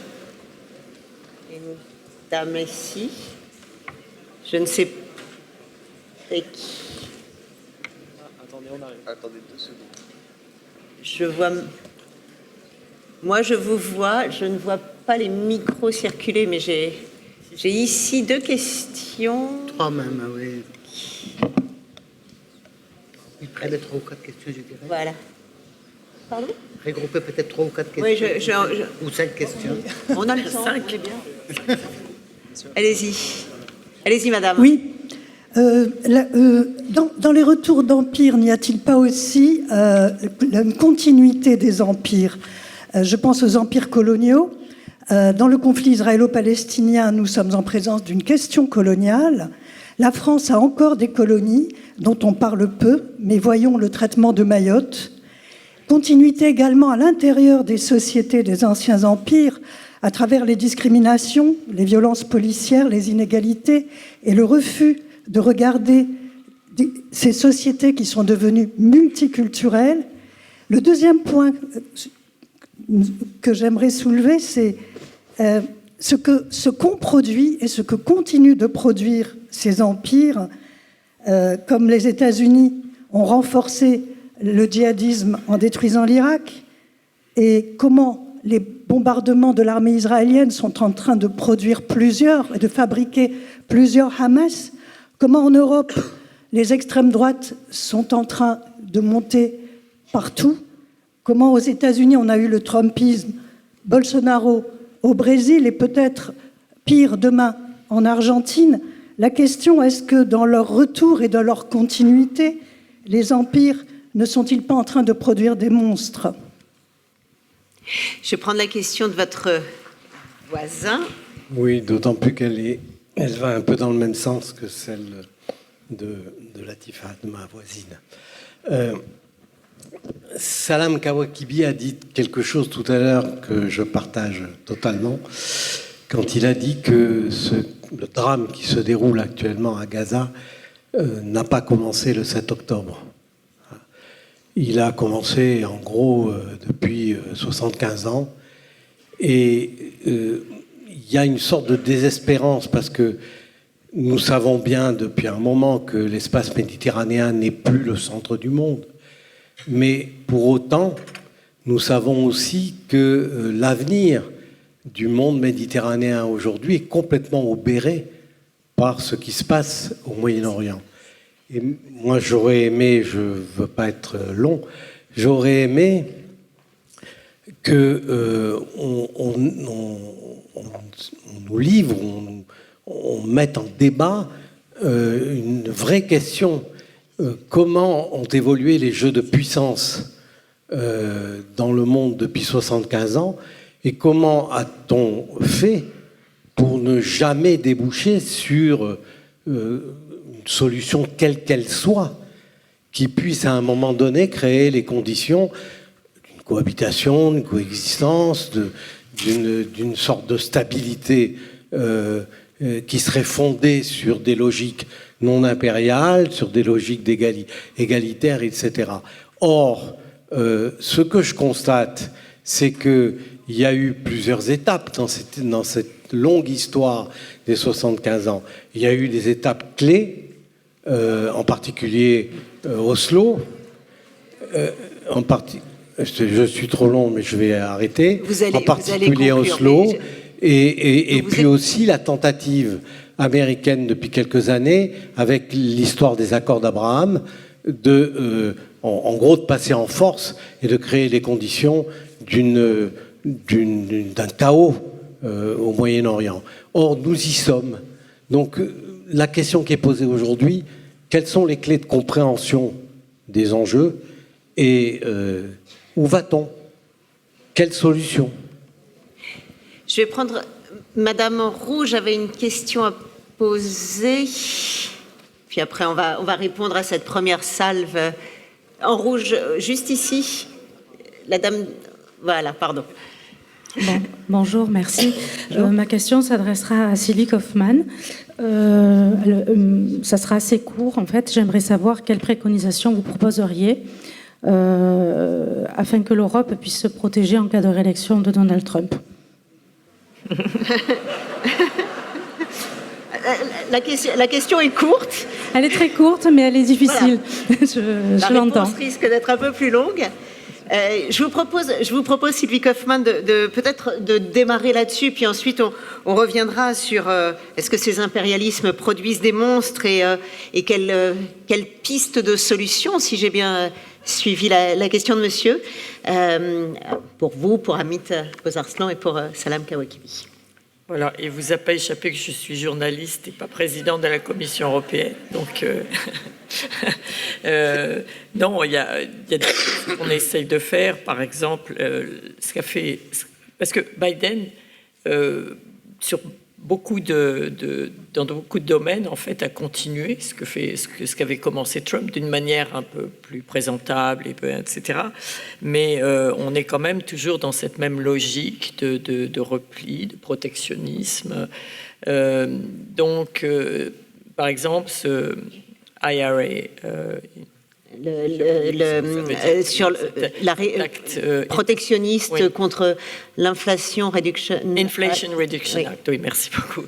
Donc, qui est en réalité un ensemble un plan de subventions pour permettre d'assurer la transition énergétique, la transition écologique à l'industrie américaine, et qui est un plan de subvention massive aux industries américaines et qui vise aussi à inciter les industries européennes à s'installer aux États-Unis si elles remplissent certaines conditions, etc. Donc c'est un plan qui est vertueux sur le plan de l'environnement. En fait, c'est dans le domaine de l'environnement. Donc les Européens sont un petit peu coincés puisque depuis longtemps ils essayent de dire aux États-Unis mais faites plus contre le changement climatique, mais qui est aussi un piège puisque il y a un risque de désindustrialisation de l'Europe et de fuite des industries européennes vers les États-Unis. Donc là, l'Europe essaye de réagir et elle devrait le faire beaucoup plus vigoureusement, mais voilà, on rentre à nouveau dans les mécanismes européens, il faut s'entendre, tous les pays n'ont pas la même industrie ou les mêmes intérêts, donc il faut qu'ils se mettent d'accord, il faut qu'on trouve le dénominateur commun, etc. L'autre, à mon avis, vecteur, c'est la défense. Parce que ce qui se passe, si Trump, moi ce que je vois comme menace la plus immédiate, si Trump est élu, il voudra se retirer d'Ukraine. Déjà, on voit que les républicains ne veulent plus voter les crédits d'aide militaire à l'Ukraine. Ça devient très compliqué. Alors, il y a encore une majorité démocrate au Sénat, etc. Mais si le président est complètement contre, voilà. Et qu'est-ce que fait l'Europe si on se retrouve sans les crédits américains pour aider l'Ukraine? Est-ce que l'Europe est capable toute seule de combler le manque, ça m'étonnerait. Donc voilà, c'est des choses qu'il faut déjà prendre en compte. Alors il y a des pays comme la Pologne qui sont en train de monter leur budget de défense à 4% de leur PIB. Bon, si on disait ça aux Français, je pense que personne ne pourrait vraiment l'accepter. Les Polonais, ils ont leur propre motivation parce qu'ils sont sur la ligne de front, donc ils se sentent directement menacés et il y a un consensus probablement. Enfin, l'opinion publique polonaise a conscience du danger et va accepter de dépenser tout cet argent pour sa défense. En France, c'est beaucoup plus compliqué. On est loin. On a l'arme nucléaire qui, sans doute, on se sent protégé. Je ne sais pas, mais les Allemands, par exemple, n'arrivent toujours pas à atteindre l'objectif de 2%, qui est l'objectif de l'OTAN, que chaque pays consacre au moins 2% de son budget à la défense. Voilà, donc ça, ce sont des choses qui sont déjà en route, mais sur lesquelles on a beaucoup de mal à avancer. Je vous laisse répondre sur juste une chose dans les questions précédentes qui m'a rappelé un appel qu'a lancé Biden assez tôt après la réaction, quand la riposte d'Israël a commencé sur Gaza de manière extrêmement massive. Il a dit aux Israéliens, ne refaites pas les mêmes erreurs que nous après le 11 septembre. Et c'est exactement ce qui est en train de se passer. Absolument, absolument. Mais voilà, il y a une espèce d'avancée inexorable vers ces erreurs qui est terrible. Amit Bozarslan. Oui, très rapidement, je pense que par rapport à la première question, il y a énormément de malheurs dans le monde et il y en a eu beaucoup au XXe siècle, mais tout ne se réduit pas au fait impérial. Je pense qu'il faudrait vraiment qu'on soit parfaitement conscient de ça. Voilà, l'expérience de Mussolini, Mussolini se voulait constructeur d'empire, hein, alors que pour Hitler, le Troisième Reich était beaucoup plus qu'un empire. Hein, donc voilà, où le régime militaire chilien ou argentin des années 80 pardon, n'avait absolument rien à voir avec la logique impériale. Hein. Donc je pense qu'effectivement, il faudrait vraiment avoir à l'esprit que lorsqu'on parle de la notion d'empire, ou le retour d'empire, hein, comme j'ai dit, il y a la nostalgie d'empire, la redéfinition impériale, il est inévitablement, dans les cas qui nous intéressent, soit un projet d'extension, soit un projet de restauration, soit un projet irrédentiste qui implique aussi la guerre. Hein. Donc voilà, de ce point de vue-là, je pense qu'il faudrait qu'on soit conscient. Les Américains sont responsables de beaucoup de malheurs, mais pas de tous les malheurs non plus. Le djihadisme a aussi ses sources propres. Hein. Voilà. Dans le monde arabe, dans le monde musulman, il y a beaucoup de facteurs qui expliquent le djihadisme, mais le djihadisme est irréductible aux facteurs qui l'expliquent. La politique américaine, c'est l'un des facteurs, mais pas le seul. Et effectivement, les Américains ont pensé dans les années 70 hein, que l'islam était une religion de l'obéissance. Et en tant que la religion de l'obéissance, hein, l'islam ne pouvait pas être radical. Hein. Et donc, du coup, l'islamisme a été soutenu par les Américains, mais aussi par les Israéliens par rapport à Hamas. Ce n'est pas les Israéliens qui ont créé le Hamas. Je pense que là, il faudrait être très attentif, hein, mais erreur de lecture a produit quand même ses résultats. Concernant la deuxième question, je pense qu'il est temps qu'on soit conscient de la double légitimité d'Israël et de la Palestine. La légitimité d'Israël, tout simplement parce que le judaïsme est européen. Il y a une histoire imbriquée des judaïsmes européens et de l'histoire européenne. Prenez la Réforme, prenez les Lumières, prenez le socialisme. Vous ne pouvez pas imaginer l'histoire d'Israël sans prendre en considération les socialismes européens. Et inversement, vous en imputerez les socialismes européens d'une composante importante si vous oubliez le Bund.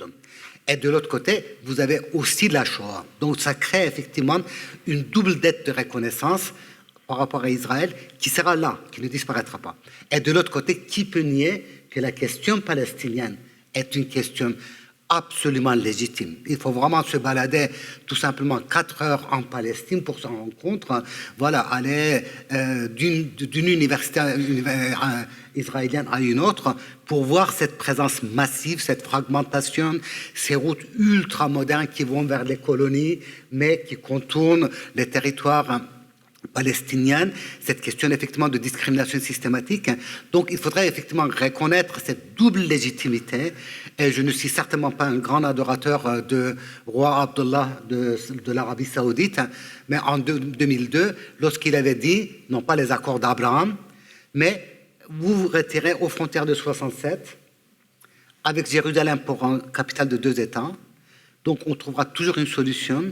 Et sur cette base-là, on peut éventuellement envisager l'avenir. Mais il faudrait, voilà, effectivement, ce que Biden disait, la violence qui est en cours, non pas parce que ça va produire nécessairement d'autres djihadistes, on ne le sait pas, mais la violence qui est en cours est en soi inacceptable, tout comme la violence de 7 octobre était un crime de masse absolument inacceptable. Salam Kawakibi. Je considère, pour répondre à votre question, qu'il y a eu beaucoup d'occasions ratées. Et je remonte un peu dans l'histoire et je vous invite, même si c'est qu'en anglais, de lire le livre magnifique d'une historienne américaine, Elizabeth Thompson. Il est intitulé « Comment l'Occident a volé la démocratie aux Arabes ». Je sais que le titre est très complotiste, mais quand on lit le livre, on comprend très bien pourquoi elle a écrit ça. Elle a décrit la période entre la fin de l'Empire ottoman et le début du mandat français et britannique dans la région. La fin de l'Empire ottoman, le départ des Ottomans de la Syrie, c'était en 1918. Il y a eu tout de suite un gouvernement qui s'appelait le Royaume arabe de Damas, où les libéraux, comme la gauche, comme les islamistes, sont réunis pour décider une nouvelle constitution. Cette constitution c'est la constitution la plus laïque dans l'histoire du monde arabe jusqu'à nos jours. même plus laïque que la constitution de Bourguiba en Tunisie. Il n'y avait aucune référence à l'islam, à part un article très symbolique. Et celui qui a rédigé cette constitution, l'un de ses rédacteurs, c'était un religieux dont le nom c'est Rachid Reda. Et quand tous les religieux ont protesté en disant « Comment vous faites ça?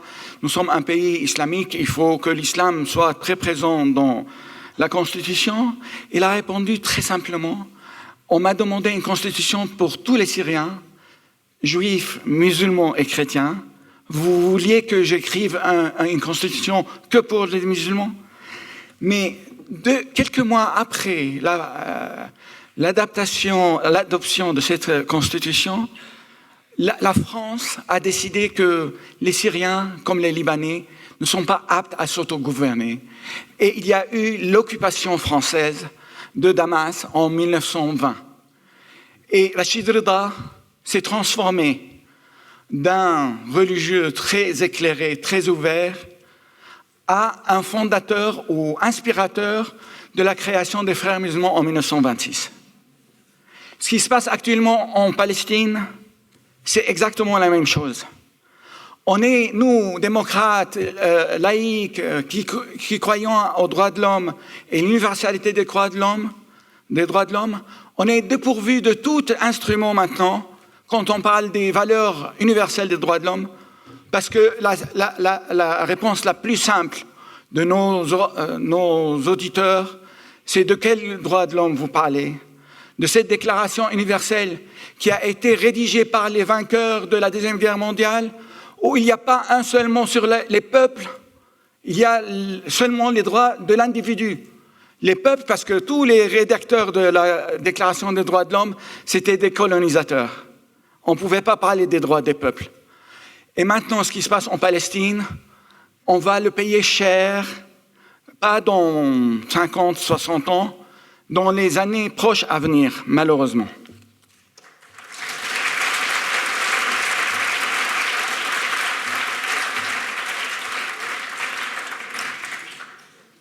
D'autres questions? Et alors, il y a un monsieur qui lève la main ici, et puis là-haut, oui, là-haut. Il y en a deux ici aussi. Et un peu ici, mais monsieur ici. Oui, puisque vous avez parlé de l'Europe, et là, vous en faites référence aussi indirectement. On vous entend mal, monsieur, excusez-moi. Oui. Puisque vous avez parlé de l'Europe, et on en parle là indirectement, quel intérêt trouvez-vous à avoir une Europe avec autant de nations, puisque vous avez dit qu'on passerait à 35. Quel est l'intérêt politique, économique et social d'avoir autant d'États différents dans un même mouvement humanitaire? Deuxième, madame. On a parlé depuis hier de retour d'empire. On a évoqué des nostalgies d'empires passés, on a évoqué la politique, on a évoqué les religions en voyant qu'elles servaient plus souvent d'alibi que de véritables raisons. On n'a pas parlé du tout, ou très peu, des courants économiques et les empires dans le sens de pouvoir.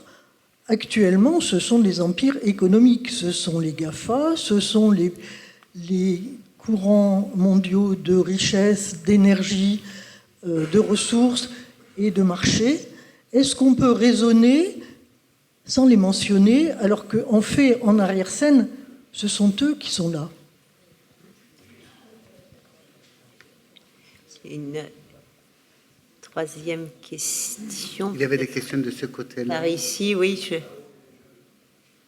des mains les qui 5 se lèvent. questions, peut-être ce sera... Oh, bah, 3, on a déjà du travail, hein, là. C'est déjà dense. Oui, je vois une dame qui s'agite juste ici, voilà. Là. Madame, monsieur, derrière vous, regardez. On a tout en haut.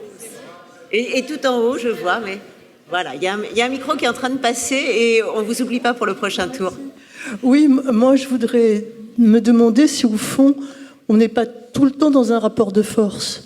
C'est-à-dire que, par exemple, je me demande si la Poutine aurait été autre, si avant, quand Gorbatchev n'a pas tiré sur son peuple, quand la chute du mur de Berlin est arrivée, eh bien, la France a suivi l'Amérique qui pensait que c'était la fin de l'histoire et que Gorbatchev est devenu une pauvre chose. Il y a eu une humiliation. Moi, j'ai ressenti ça à ce moment-là, très violemment. J'étais étonnée que nous, l'Europe, la France, avec les droits de l'homme, on ne soit pas émerveillés devant Gorbatchev et qu'on ne le soutienne pas énormément.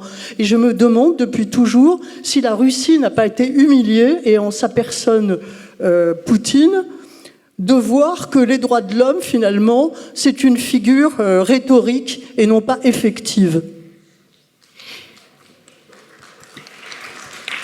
Alors, je vais vous donner la parole d'abord, Amit, sur cette question des GAFAM et du pouvoir économique. Je crois que vous l'avez un peu porté en filigrane, et puis si vous voulez répondre sur l'humiliation... là aussi, je pense qu'il faudra être conscient que la religion n'est pas toujours un alibi. Au contraire, dans certains contextes, la religion peut être radicalisée et devenir vraiment une source de conflit très très durable, détruisant toute autre identité. Je veux dire, là aussi, il faut tout simplement se rappeler des guerres de religion qui ont déterminé l'histoire de l'Europe, alors qu'initialement, c'était des conflits d'interprétation. Donc le chiisme et le sunnisme dans le monde musulman jouent aussi un rôle analogue, alors qu'il y a 50 ans, ces questions ne se posaient pas, en tout cas pas dans ces termes-là. Alors l'économie, je suis très très très réservé. Je pense que l'économie n'explique absolument pas tout, pas toujours. Pour que l'économie puisse expliquer effectivement les enjeux, il faudrait qu'on accepte a priori un cadre de puissance soit pacifié, soit capable de s'imposer.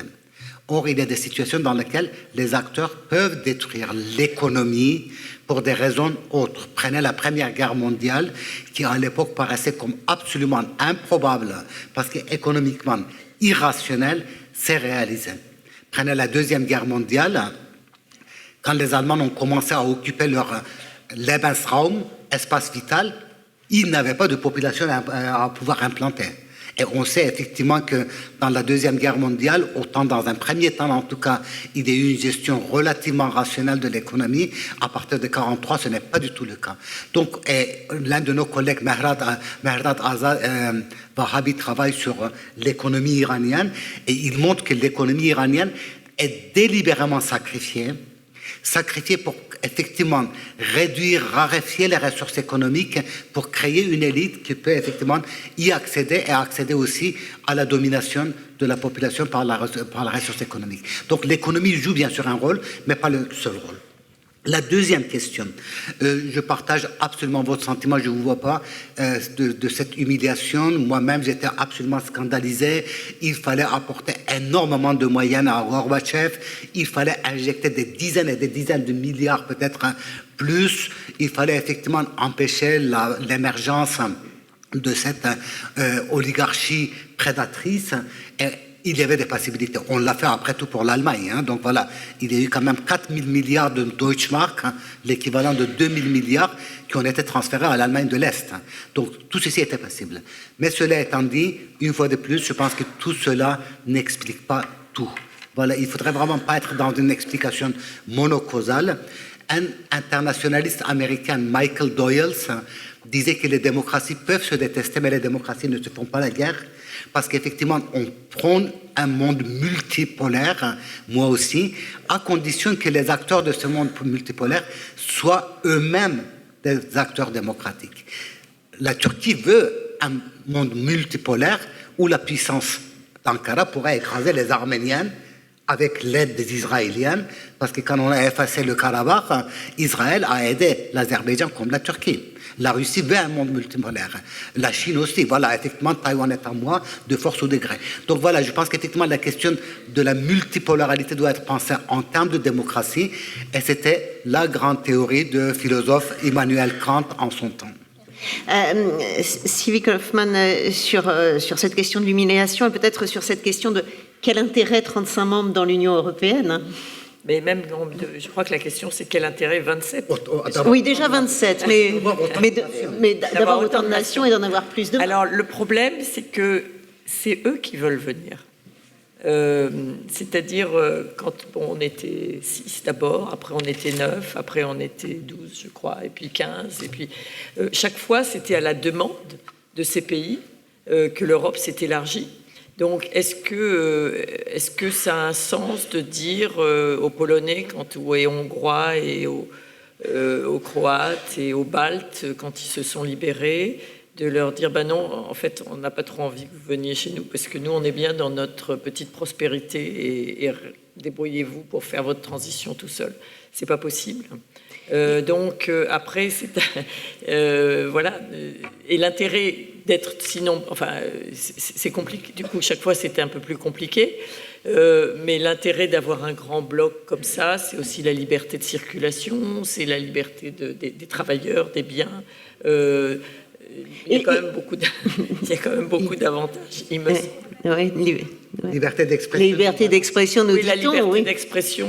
Est-ce qu'il n'y a pas aussi, pour des pays qui sont au centre du territoire européen, de ne pas être ouverte à toutes les influences extérieures ? On voit dans les Balkans beaucoup d'influences chinoises, beaucoup de capitaux. Alors chinois. voilà, ça c'est aussi. Alors ça c'est la motivation géopolitique de l'élargissement. C'est ce qui est en train de se faire en ce moment avec cette future vague d'élargissement, Ukraine, Géorgie, Moldavie, et probablement les Balkans occidentaux.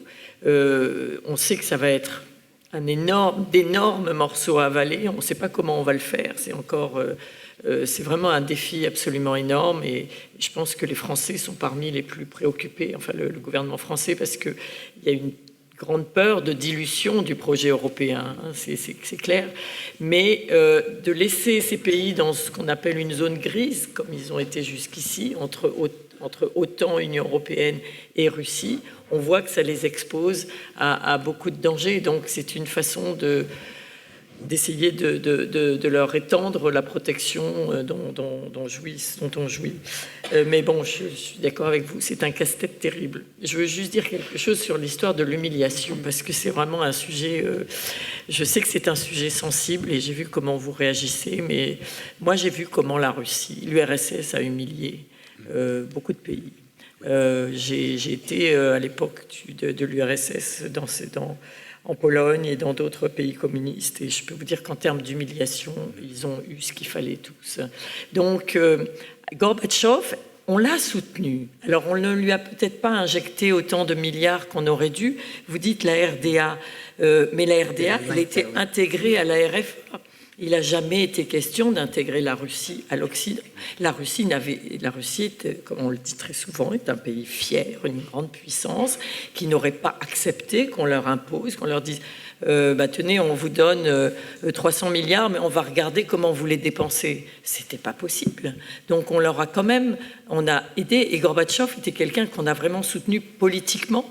J'ai retrouvé, pour une recherche que je faisais récemment, quand Yeltsin est venu, on détestait Yeltsin parce qu'il menaçait Gorbatchev. Yeltsin est venu à Strasbourg en avril, ça devait être 91, je pense, oui, avril 91. Gorbatchev était encore au pouvoir et l'Union soviétique existait encore, mais Yeltsin était considéré comme son rival. Le Parlement européen l'a invité. Et j'étais allée à parce que je devais faire une interview de lui, donc j'étais allée à Strasbourg. Et Jean-Pierre Cotte, qui devait être le président du groupe socialiste au Parlement européen, l'a accueilli en l'insultant, en lui disant vous savez, on vous reçoit, mais en fait, nous, on ne vous aime pas. Vous pouvez aussi regarder ça sur YouTube.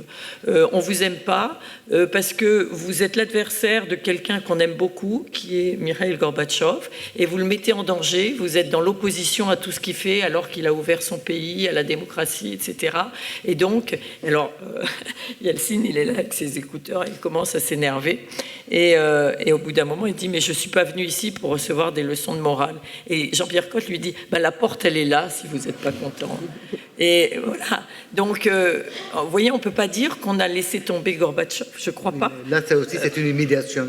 Oui, ça c'est une humiliation. Non, là aussi, c'est une humiliation.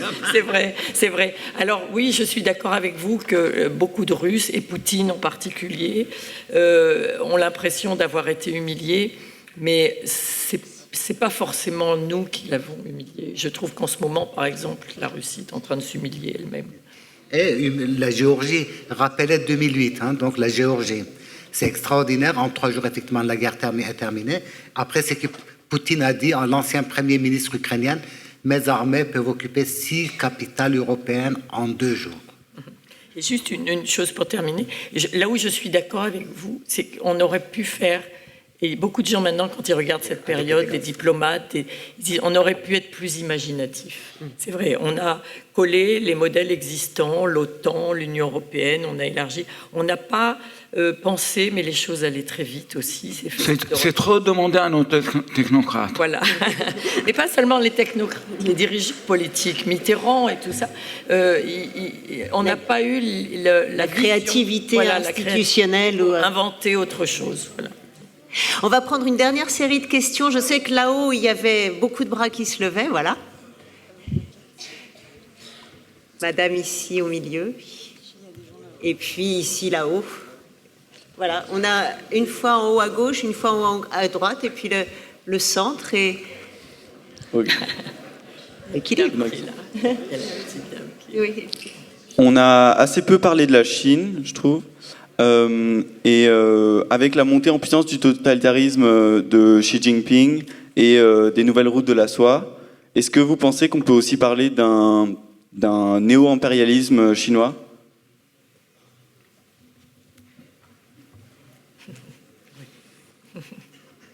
Deuxième question. Ok. On était sur en haut à droite. Si, oui. C'était pour revenir une dernière fois sur ce que vous avez dit, Madame Kaufmann, à propos du manque de réaction de l'Europe vis-à-vis de la potentielle remontée en force de l'extrême droite américaine en 2024. Mais est-ce que vous blâmez entièrement justement ce manque de réaction de l'Europe sur son incapacité à se mettre d'accord ou sur autre chose? Et dernière question, je crois, voilà, au centre. Je ne sais pas si c'est le hasard, si je suis la dernière. Je pense beaucoup à une émission que je suis sur YouTube qui s'appelle Thinkerview, que vous devez connaître. Et à chaque fin d'interview des invités, on leur demande de proposer 3 livres. 3 livres pour peut-être développer notre imaginaire. Mais écoutez, ce sera une parfaite dernière réponse pour nos invités. Je vais vous demander, peut-être pour prendre les questions de l'ordre, Amit, néo-impérialisme chinois alors ? Non, je pense qu'effectivement, il y a un néo-impérialisme chinois. Donc, comparer le discours chinois aujourd'hui et le discours japonais, nippon des années 20 et 30, vraiment, les 2 discours se superposent. Sphère de coprospérité. C'est un discours qui tenait effectivement l'impérialisme japonais. Le Japon, le pilier de l'Asie. C'est un discours qui aujourd'hui est repris. Donc il y a énormément de choses qui se rassemblent. En deuxième lieu, l'excellent journal Le Monde, l'excellent quotidien Le Monde a montré effectivement le rapport entre la Chine et les politiques de créance, de créance, oui, à travers le monde. Aujourd'hui, la Chine détient l'essentiel enfin peut-être pas l'essentiel, mais une bonne partie de créance mondiale. Après, je pense qu'il faudrait aussi savoir que notre peur de la Chine nous pousse à imaginer une Chine surpuissante, ce qui n'est pas du tout le cas. Et pas uniquement à cause de la technologie, pas à cause de retard technologique, etc. Aujourd'hui, en Chine, il y a une génération qui s'appelle la génération lay flat, restez couché. Donc, cette génération de 20-25 ans, pour lesquels on ne publie plus les statistiques, et cette génération est soit exclue, soit c'est auto-exclue. Aujourd'hui, en Chine, il y a 80 millions de femmes à l'âge de procréer qui ne veulent pas avoir d'enfants du tout, alors que la Chine vieillit à une grande vitesse et comparer tout simplement les données démographiques américaines qui gagnent 1 million de population par an avec les données américaines. Voilà. Donc c'est pour ça que je pense que la Chine, à un moment donné, s'est condamnée à un modèle et ce modèle finit par l'user.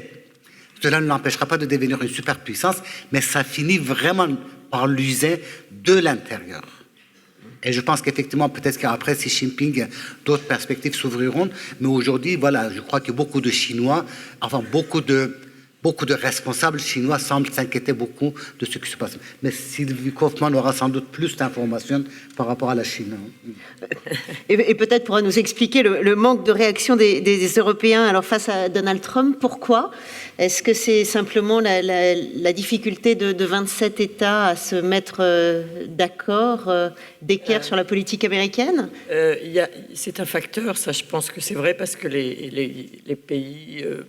les États européens sont plus ou moins atlantistes suivant les uns ou les autres. Donc il y en a qui pensent qu'il faut absolument s'équiper et faire face. La France est plutôt dans ce camp-là.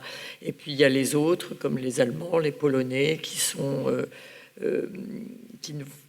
qui n'envisagent pas d'avenir sans une relation extrêmement étroite avec les États-Unis et sans vraiment se reposer sur les États-Unis, parce que je ne crois pas que la France veuille vraiment prendre ses distances avec les États-Unis. Je pense que c'est assez admis dans tous les gouvernements successifs qu'on fait partie d'une alliance militaire avec les États-Unis et que ça devrait continuer, mais on est plus confortable, enfin on est plus à l'aise, pour parler français mieux, en France avec une certaine autonomie vis-à-vis des États-Unis, alors que quand vous parlez de ça aux Allemands ou aux Polonais ou aux Baltes, pour eux c'est quelque chose d'extrêmement dangereux, c'est un grand saut dans l'inconnu et ça leur fait peur. Donc il y a effectivement ce facteur de divergence. Après, c'est aussi dans notre mentalité, les Européens. Est-ce que c'est à cause de la Deuxième Guerre mondiale? Je sais pas, on a du mal à se... Est-ce que c'est parce qu'on n'est pas un empire qu'on en est, ou que certains d'entre nous ne le sommes plus, mais on a du mal à se concevoir en puissance, et ça revient à ce qu'on disait au début. Mais mentalement, je crois qu'on a quand même un problème à prendre vraiment les choses à bras-le-corps et à se dire, bon, il faut qu'on fasse ça nous-mêmes. Salam Kawakibi. Oui, j'avoue que vos questions qui n'ont pas été directement adressées, mais ils ont suscité en moi une réflexion concernant la Chine. Il est vrai que la Chine, c'est une dictature, comme l'a dit Biden d'une manière maladroite, et que Blinken s'est arraché les cheveux. Mais quand même, la Chine n'a pas tué des milliers d'Arabes ni d'Africains. La Chine n'a pas détruit des villes et des villages, que ce soit au Moyen-Orient ou ailleurs en Afghanistan. Et la Chine, qui profite de la situation mondiale d'un point de vue économique, n'investit pas chez les dictateurs, comme l'a fait la France en aidant le général Sissi à construire une ville... La Birmanie. Une ville... La Birmanie, oui, mais quand même... L'Europe démocratique a beaucoup plus contribué à des guerres contre les peuples et contre la démocratie dans plusieurs pays à l'extérieur.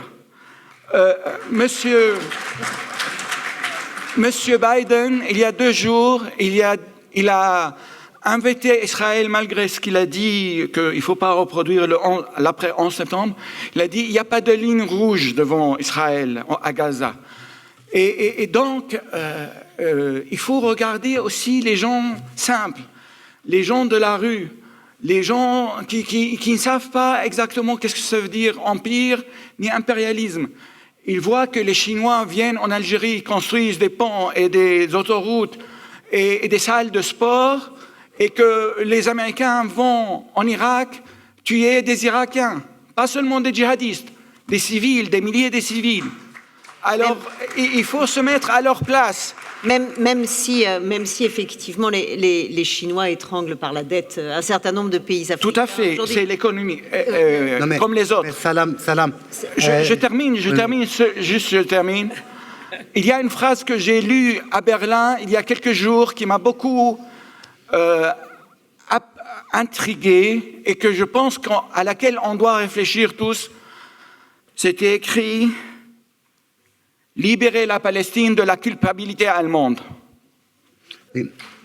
Salam, juste peut-être une petite nuance.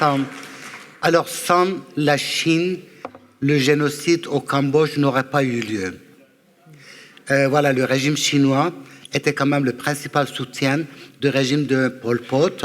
Et quand ce régime est tombé, la Chine a occupé quand même le Vietnam. C'était l'une des guerres les plus impressionnantes qu'elle a perdues. Un deuxième point sur la Birmanie, pas uniquement par rapport à la Chine, la junte birmane a décidé de solliciter les autorités russes pour monitorer les élections qui vont avoir lieu l'année prochaine en Birmanie. Et le principal soutien de la Birmanie aujourd'hui dans le monde est la Chine. C'est vrai que la carte du monde ne part pas nécessairement du Moyen-Orient. Quand on est en Asie, on regarde la carte différemment.